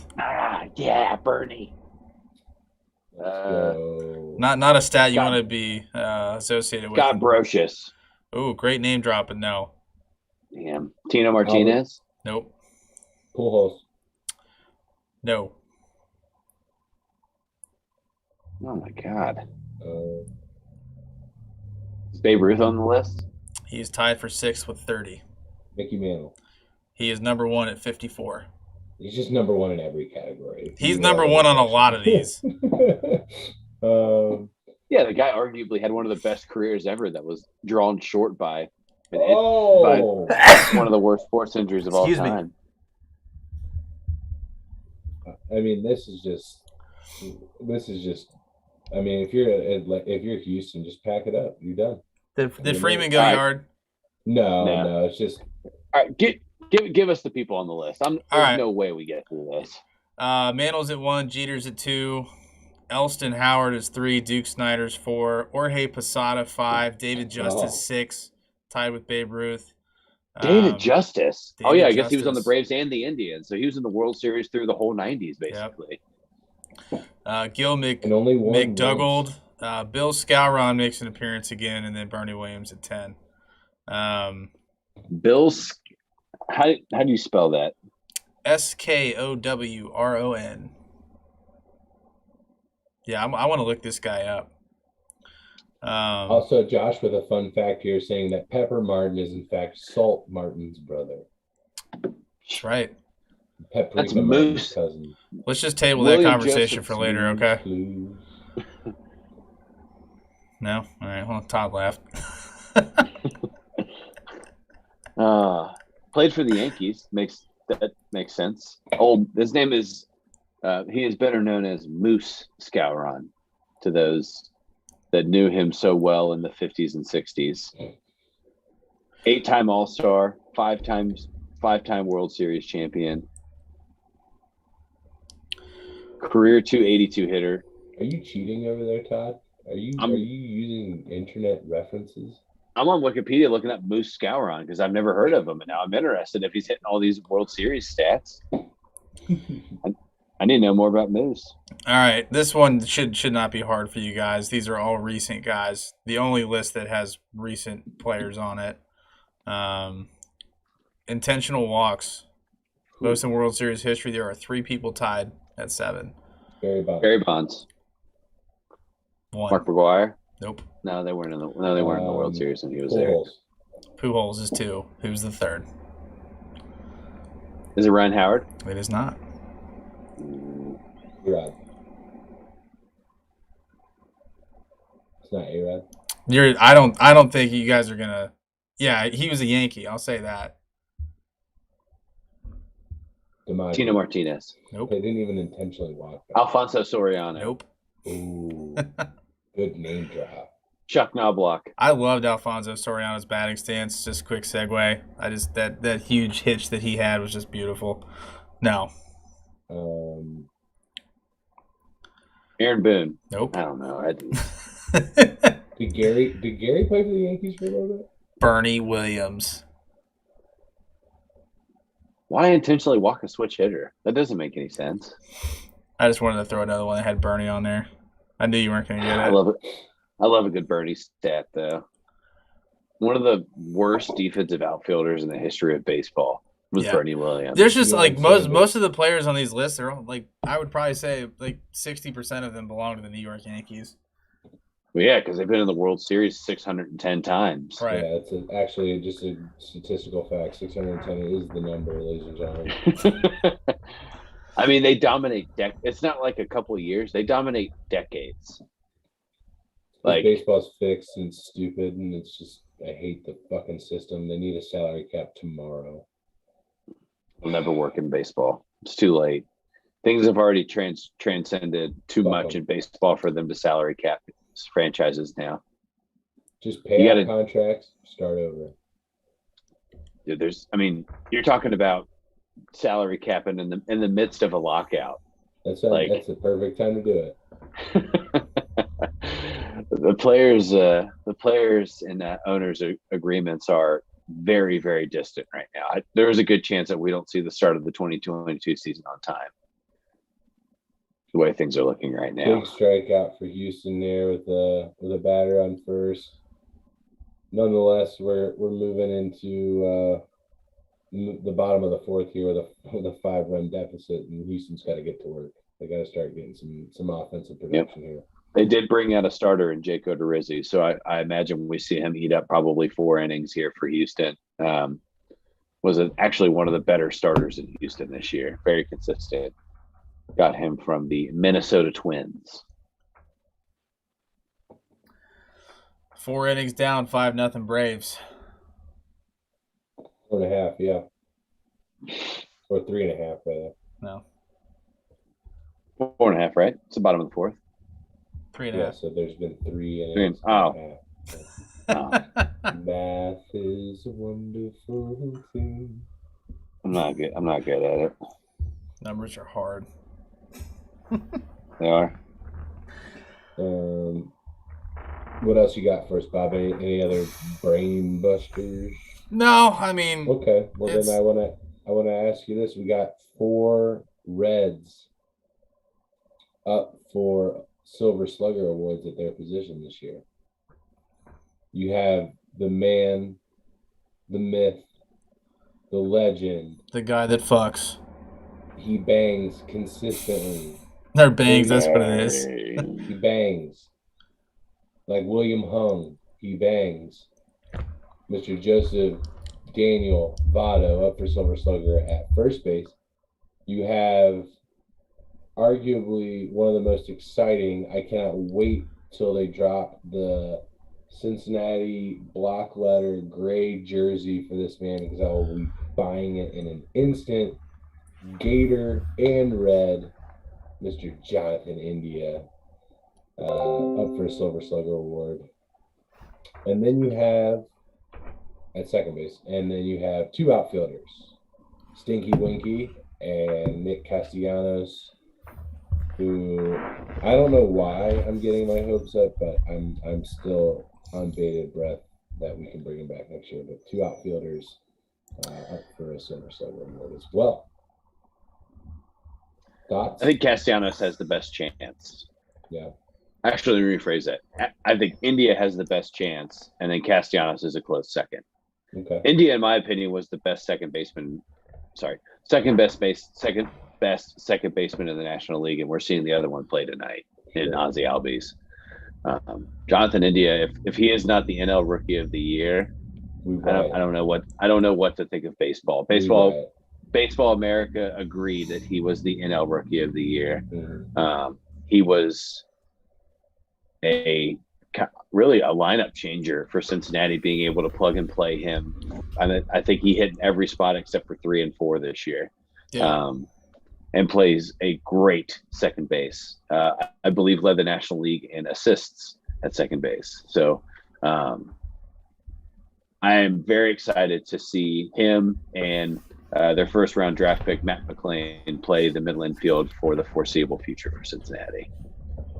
Because fun fact, Jonathan India by nature is a shortstop. He's playing second base to fill a role. Yeah, but so you're not moving him to shortstop next year. No. Well, Matt McClain won't be ready until 2023 anyway. What about Barrera?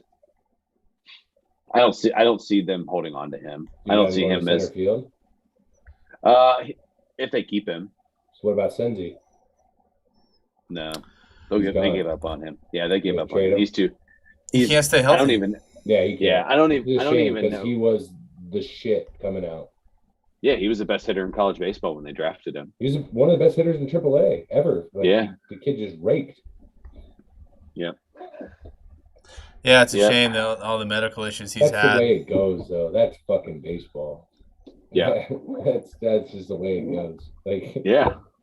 Well, to be fair, I mean, Suarez. There's a good chance we don't see Suarez in the next 2 years anyway. So, Ferreira can play shortstop or third base. McClain can play second or third. Indian can play second or short. They won't keep Moose either. You don't think Moose will be on the field next year for the Reds? No, I do. I'm saying in the long. I'm thinking more long term. Okay, so next year. Yes, they keep Moustakas. This is Winker's last year of his contract.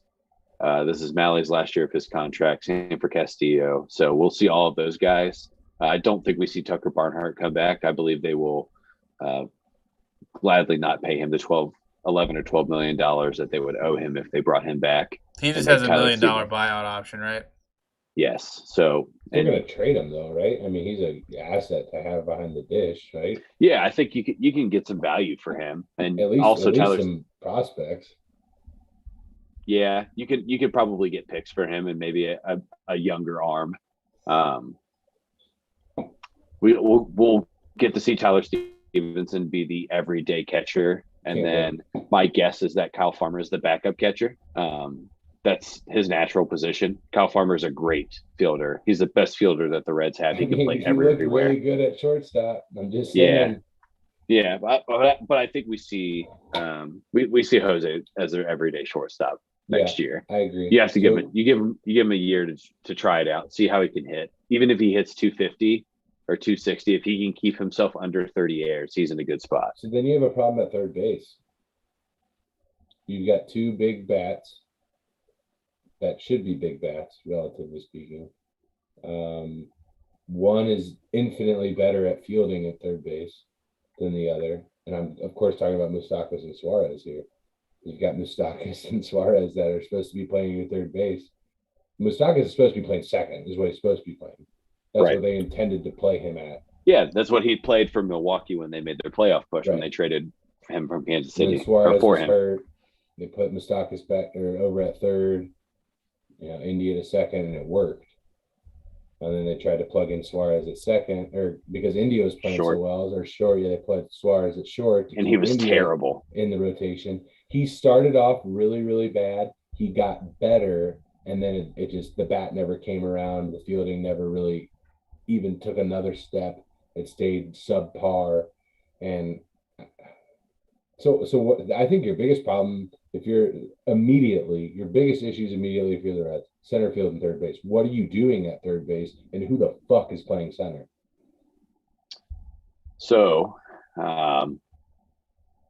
do not even say Double D is going to be playing center field next year. No, for whatever reason, they saw him and Asdrubal Cabrera as depth, which was not the case. So Suarez someone who has no experience and someone who's ancient. Let's do it. Well, I think they just wanted to see if the father-son combo would actually work. Maybe, I don't know. No, I think the Reds probably more than likely bring back Tyler Naquin. Oh, I love me some Tyler Naquin.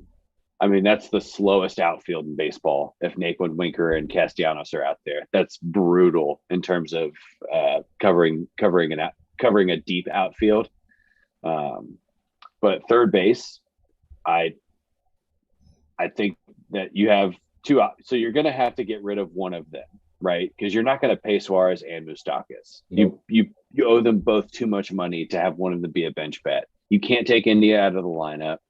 You can't move Suarez back to shortstop. It was clear that he is not a shortstop any longer. It's got to be Suarez. Suarez has to go. Yeah. That's where I was going. You pay Moustakas less, you get more for Suarez in return. And Moustakas is a better player. Right. But Suarez is a perfect DH for a small market team.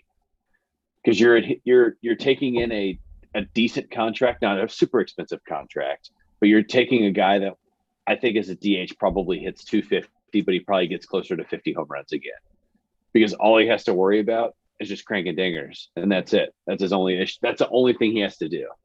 Let's send him to the Tigers. Let's send Suarez. This is what I want. I want Suarez and Senzel, and we'll give you a draft pick, and give me Casey Mize. Oh God, that's a dream come true. Casey Mize, in my opinion, is the best young arm in baseball, man.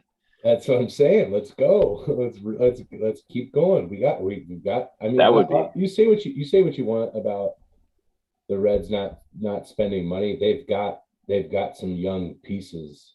They've got it. They've got some young pieces that are there for a core. I mean, in my opinion, Jonathan India is a player you build around. Him and Stevenson both. And Tyler Stevenson both. And Tyler Stevenson, exactly. Those are two guys that you can create a lineup around because if you have offensive production and excellent, not even just average, excellent offensive and defensive production out of your shortstop and your catcher, it's go time. It's go time, and they're young. It is go time. Dansby Swanson with an error here. It's now first and third with one out. Houston puts a run on the board. I was just getting ready to say before I got all jacked up about the Reds here. The Astros are putting something together with one out. They had runners at the corner. and then just not. Oh, that's a tough error. That's just a tough ball to field. Yeah. Well, I think the thing that fires me up about is he just stood there and looked at it, and it cost them getting a runner to third. Well, it also it cost them bad base running position more than anything. But jammed his hand up. But come on, World Series, bro.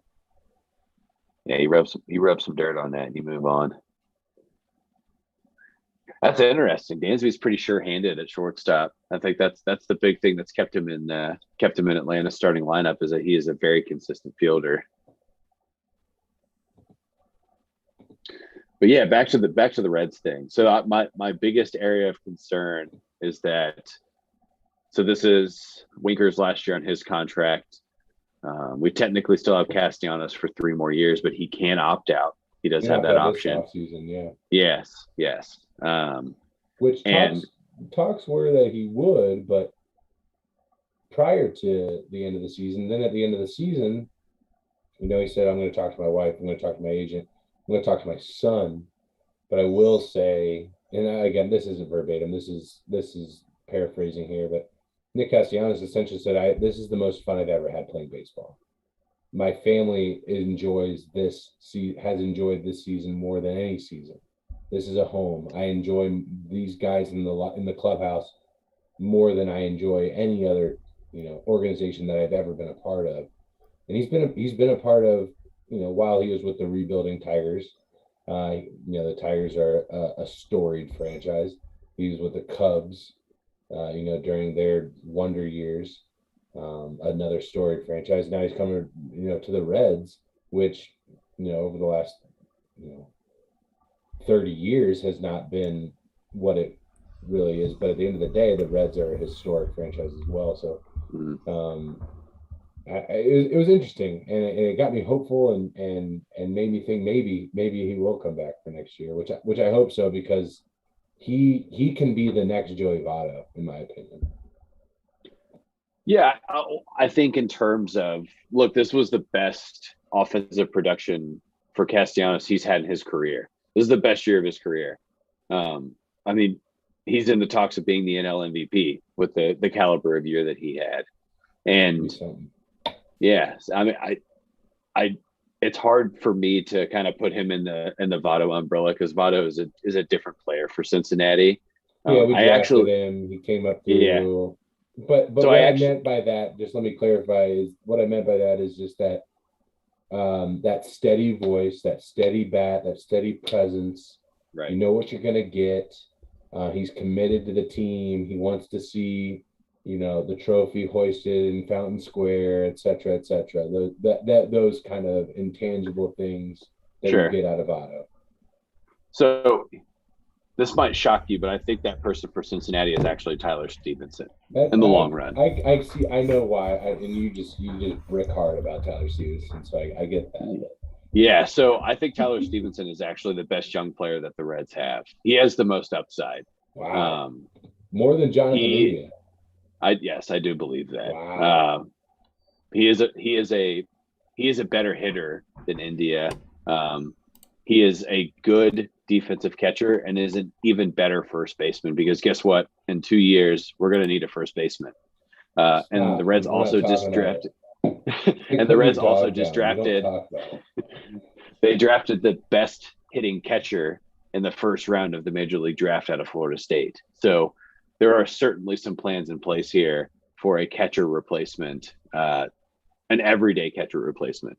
Tyler Stevenson has the ability to be a 275, 30, and 100 hitter consistently year to year, but he has to play first base. You just can't expect that type of productivity year in and year out from a catcher. It just doesn't happen. Yeah. There's too much involved in a catcher physically to be able to do that for 155 games. So I think Tyler Stevenson moves to first base. He becomes an everyday cleanup hitter for the Reds, and he has a nice 8 to 12 year career with Cincinnati. And Cincinnati loves him the same way that we love Sean Casey. That's my perception for Tyler Stevenson. Wow. He's not an all-time great for the Reds or an all-time great player, but he will provide consistent production that Reds fans like us, and then as we have our children and we show them baseball, we'll also know who Tyler Stevenson is. So you give a Sean Casey comp to Tyler Stevenson. I think Jonathan India can be a Barry Larkin. Oof. Those are enormous shoes to fill. They are, but that's what happens when you're a shortstop. Whew. Man. I see. I mean, the kid he's not a kid, he's a fucking grown man at this point. And he is playing like he's been in the league for 4 years already. I mean, his defensive, he is just frothy. Like, like you get a nice latte and just that froth on top that you get, and it's just so thick, and that's him with a glove in the field. It's just silky smooth. What a beautiful visualization. You're welcome. Make me thirsty. And it's so natural the way he plays out in the infield. And then I think his bat, not only is it power, it's precision and it's clutch. Like he has that ability. So that's my ceiling for him, is he can be I don't know if he's a 30 for 30 guy, because we didn't run him a lot last year. I don't know that he's got those wheels, or maybe he doesn't have that timing down right now, or anything. Base running stealing bases isn't a part of baseball anymore, unfortunately. So I don't know if we'll see a lot of 30-30 guys moving forward. Yeah, like I said, we didn't even run India at all last year. So I don't see that. But in terms of offensive production and defensive sure-handedness, that's where I see him. Sure. I'm a total homer though. Yeah, I think it's exciting that we can talk about, guys that are less than 25 years old as being the future of a franchise, right? Yeah. And as Reds fans, we're talking about two separate guys with similar expectations, right? Well, he's not young anymore. He's just a utility. He's like 20. No, he's older. He's older than that. Really? He was with the Dodgers for a while before we got him. Okay. He actually made his major league debut in September and got them into the playoffs. Wow. That's how he came up with the Dodgers. But yeah, look, I think that it's exciting as a Reds fan to be able to talk about two guys under the age of 25 that are crops of the farm, right? Yeah. That's the big thing to me, is that, and we haven't even touched base on Nick Lodolo yet. Who to me could be the ace of that rotation for several years if Cincinnati can afford to pay him. And if my projection of the way pitching changes, maybe their rotation changes, but if pitching stays the same, Nick Lodolo is a 30 start a year guy with a sub-3 ERA. He was the best pitcher in college baseball, which is why the Reds drafted him as high as they did. And he had very good success at AA and AAA. And let's not forget, we also have Hunter Green, who could throw 104 miles an hour. He'll be up next year, right?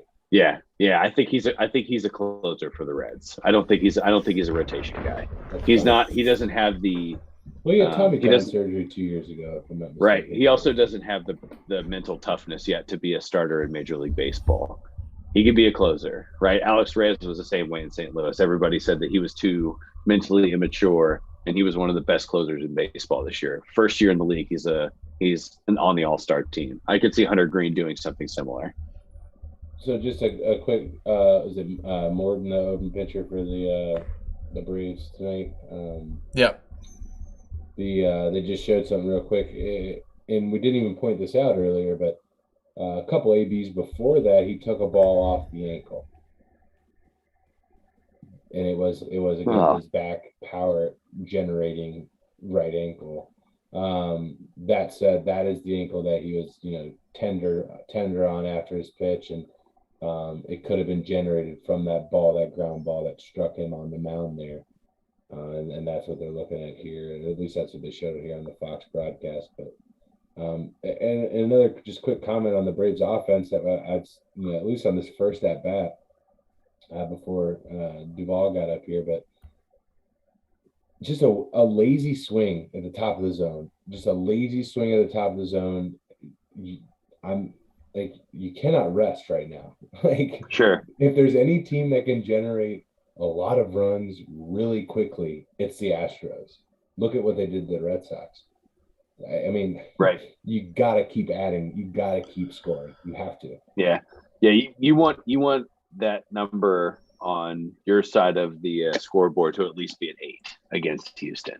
That's kind of the magic number to me. You want to have 8 runs on the board because Houston is very capable of putting a 4 or a 5 spot up in the bottom half of this 5th inning with ease, because everybody in that lineup except for Maldonado can hit the ball very, very well. Yeah, we've seen a few mistakes from the Braves, and then on top of Morton getting injured, we had Dansby, with the hand. Hopefully he's okay. Then obviously we had that effort play there with that swing that Corey had just mentioned. So now is not the time to take the foot off the gas. You have to continue to work counts. You have to continue to give it. Oh my God, 100%. This isn't just a dog shit call. I'm sorry. This is a dog shit call.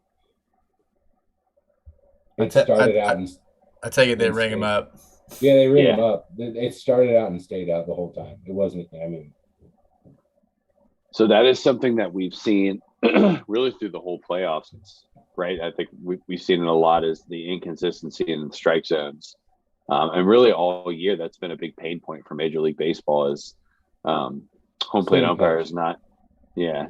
Watch. You can't challenge that either, can you? No, there's no challenge in balls and strikes. No, the same pitch is coming up and he calls it a ball. It's the same pitch. Yeah. Yeah. So it's human error exists, right? I mean, that's the world we live in. Umpires are not paid to be robots. They've tried the robot system and it doesn't work that way. But that was a little bit more outside than the previous pitch, but not far. Yeah, a smidgen, but it was the same pitch, right? You know what I mean? What was he throwing, like an outside 2-seam there or something like that? Yeah. They just didn't cut back. But I mean, hey, all the mishaps that we're talking about for the Braves here. The Braves. Yeah. It's Miami's new team. They're still up 4. It's the top of the 5th. I think they're kind of, they came out really hot. It's game 1, World Series. They came out jacked up. You got to maintain. You have to maintain. This is a 7-game series. You have to be consistent. Right. Yeah, the caveat to the World Series is that people always call most playoff series a marathon and not a sprint. The World Series to me is a sprint. That's fair. Because you have to consistently put the pressure on you. You have to keep command of your lead. You can't let yourself slack off to let somebody inch closer to you. Houston got another one here, boys. Yeah, that's 2 pitches that are off the black. Odorizzi should be smiling on his way back to the dugout. Here's the thing, though, and but that's consistent, right? It's tight. Right. It's tight. That's exactly what I was going to say. Yeah. Yeah. So he's calling the outside corner. Yeah. Yeah. Well, not even the corner. Just the outside edge. The outside edge. Yeah. Yeah. So if you are a professional hitter, which all of these guys are, then you need to, rather than bitch, you need to react, right? And if I'm Freddie, let's say Freddie Freeman, I'm corralling everyone like, hey, expand your zone, a ball's lanked out, right? And it doesn't have to be in fair play. These guys are, again, athletes who are trained to be able, if they don't like the pitch, they can foul it off. They can make it not their pitch, right? So, expand your zone, be better. I think one of the things that's having an impact on these calls is how erratic, the starting pitching was for Houston. Just in pitching in general tonight. Those pitches, there's been a lot of balls that aren't close. So as the balls are starting to get closer to the zone, he's starting to call more strikes. Yeah, we're seeing both sides of the ball. There are a lot of pitches being thrown. There are a lot of deep counts in this game. Yeah. So that's a good point, Bobby. Yeah, I think we need to take it a little easy on the umpire because he's seen a lot of balls tonight.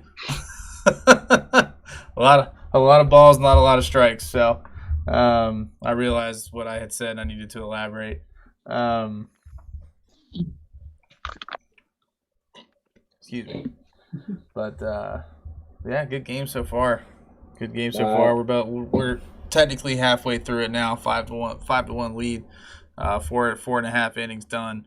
We'll see what the back half of this game has in store. Yeah, I've enjoyed the outcome thus far. I'll say that much. I just hope they can keep up the same pace that they've had throughout. Yeah, I mean it's definitely been exciting. We've got a couple long balls.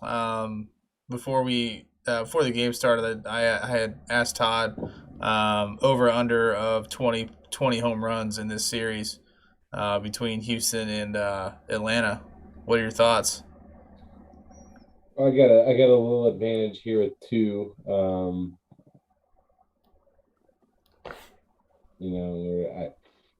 I'd take the under. So I took the over because I think that this series goes 7 games anyway. And on average for both teams, they'd hit 3 to 4 home runs a game. So technically that's 21. Yeah, no, I get that. I generally speaking though, I would say I know we saw a lot of explosive plays or explosive games, particularly in the ALCS. You don't see that as much in the World Series. I don't think you see right. Well, we haven't even seen Houston's bats warm up really at all. Their 4 hits, 2 of them are more. I wouldn't call them hard hit balls. Texas leaguers. Yeah, seeing eye singles. So, Bradley is 2 of those 4 hits. Really, the only shining light offensively for Houston thus far. But yeah, we haven't even seen Houston's bats get heated up yet, and that's a team that, for whatever reason, with 2 outs, they just turn into everything looks like a beach ball. So yeah, interested to see what they do towards the end of this game here. So did you guys hear the rumor or the buzz going around that now there's a whistling tip? Whistlegate for the Astros. Yeah. Yeah. You just got it. I don't know. Just beautiful pitch from Minter there. They're getting 3 innings out of this guy now. Yeah, I mean, I think this is huge for Atlanta. Not having to dig too deep into the bullpen right now. Yeah, especially with Morton going out. Morton was looking great. Morton was probably going to go 6 or 7 deep. Easy. So I think he probably gets pulled after 6, just where his pitch count was when he left the game. Right. But I mean, to have somebody step in a pinch and do what he's doing right now, it's actually pretty impressive, especially considering the situation. He came out of the pen cold too. Yeah, he was I was just gonna say he came out of the pen cold and has given them, hopefully he gets through the last inning here. Charlie Morton will miss the remainder of the World Series with a right tibia fracture. Oof. That's bad. Yep. That's why I was like, when he said he's done, that means it's over for him. He's not going to pitch another inning. That sucks. That really sucks. that really sucks for Atlanta. We will see. It looks like Atlanta is warming up Luke Jackson next. A big, powerful arm out of Atlanta's bullpen. Really their brightest spot out of their bullpen this year. So, and just for the record, the fibula is the stronger bone in your leg. No, that's the smaller bone. No, yeah, fibula is from the tibia is the one in the front. The tibia is your the stronger one, and then your femur is the biggest bone in your body. Concrete. Yep. Yeah, I mean, at this point, again, being that you're in the AL ballpark, if Minter has it, you get out. Worst case scenario, so you get out of here 5-2, and he's still looking like he can command. He's got good command, like he does right here, generating a nice pop up into left field. Which a pop up into left field in Minute Maid is is an out in most parks. What? Um, Yeah. You know, generate if he's got command and he's, generating outs. He's only got 34 pitches under his belt right now. You send him out for the 6, but that'd be 2.5 innings that they've already seen him. So that each guy has gotten at least 1.5 whacks at him. So Right. I think it's time you go ahead and move on. Yeah, he's done exactly what they needed to do here, right? If he gets through the 5th, he gave them 2 2/3. Yeah. He gave up one run on arguably an error, base hit, whatever you want to call it. They ended up scoring it an error. Yeah, But I mean, again, Dansby turns that inning's over, and the Astros are still sitting in a goose egg. He's right. And if I'm not mistaken, he's got a 90-mile-an-hour fastball. It's not like he's out here throwing just gas, right? Right. I mean, he is everything pinging. that he throws. Yeah, everything that he throws is all based on movement. Yeah, He's not a power pitcher. He throws a kind of like a running fastball, a cutter, and then a sinker. So everything that he throws is harder, but then he can throw that kind of that big parallel slider that he throws when he gets into that 1-2 count that he'll throw in the dirt. But yeah, so his running fastball there touched 95. That's the fastest we've seen him throw the whole two innings that he's been out there. Dusty Baker have latex gloves on? He does. Latex gloves, full mask. I'm assuming. Oh no, the mask is gone now. Wow. But when he's in the hole, when he's down there with the guys, he's got the mask on. I'm surprised he didn't call that a strike. His health is a liability. I mean, he's in his late 70s. Yeah, he's in his late 70s, so got to take care of himself. I'm honestly shocked that kudos to him, I guess, for taking over a franchise that was in a sticky situation and leading them back here. Right. Well, yeah, but he's made his money. He made his money already. I don't think he needed to coach. I think he's just bored. He's just an addict. Oof. Ringing up Alex Bregman there. That's a great pitch. Yeah.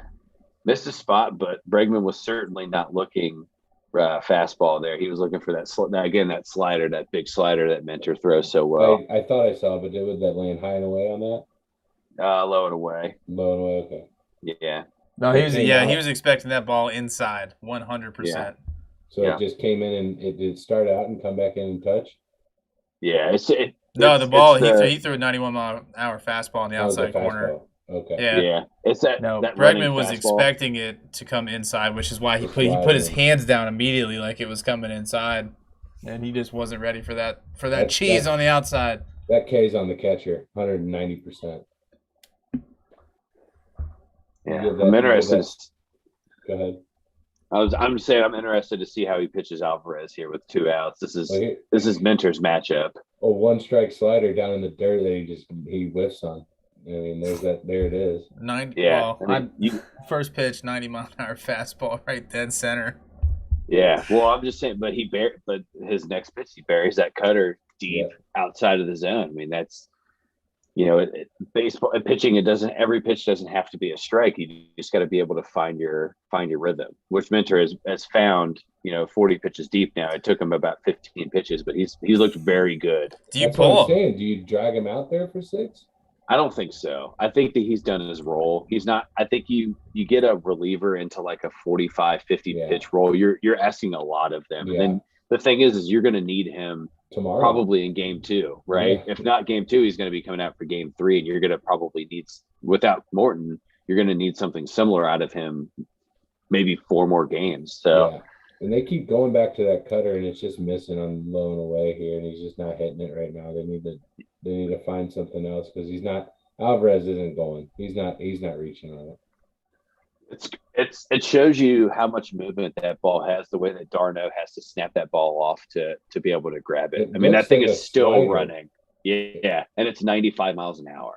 And it's running. It's still running away from Alvarez when d'Arnaud's catching it. That's unreal. That's a hard ball to pitch. That's a hard ball to track right too. There. That's perfect.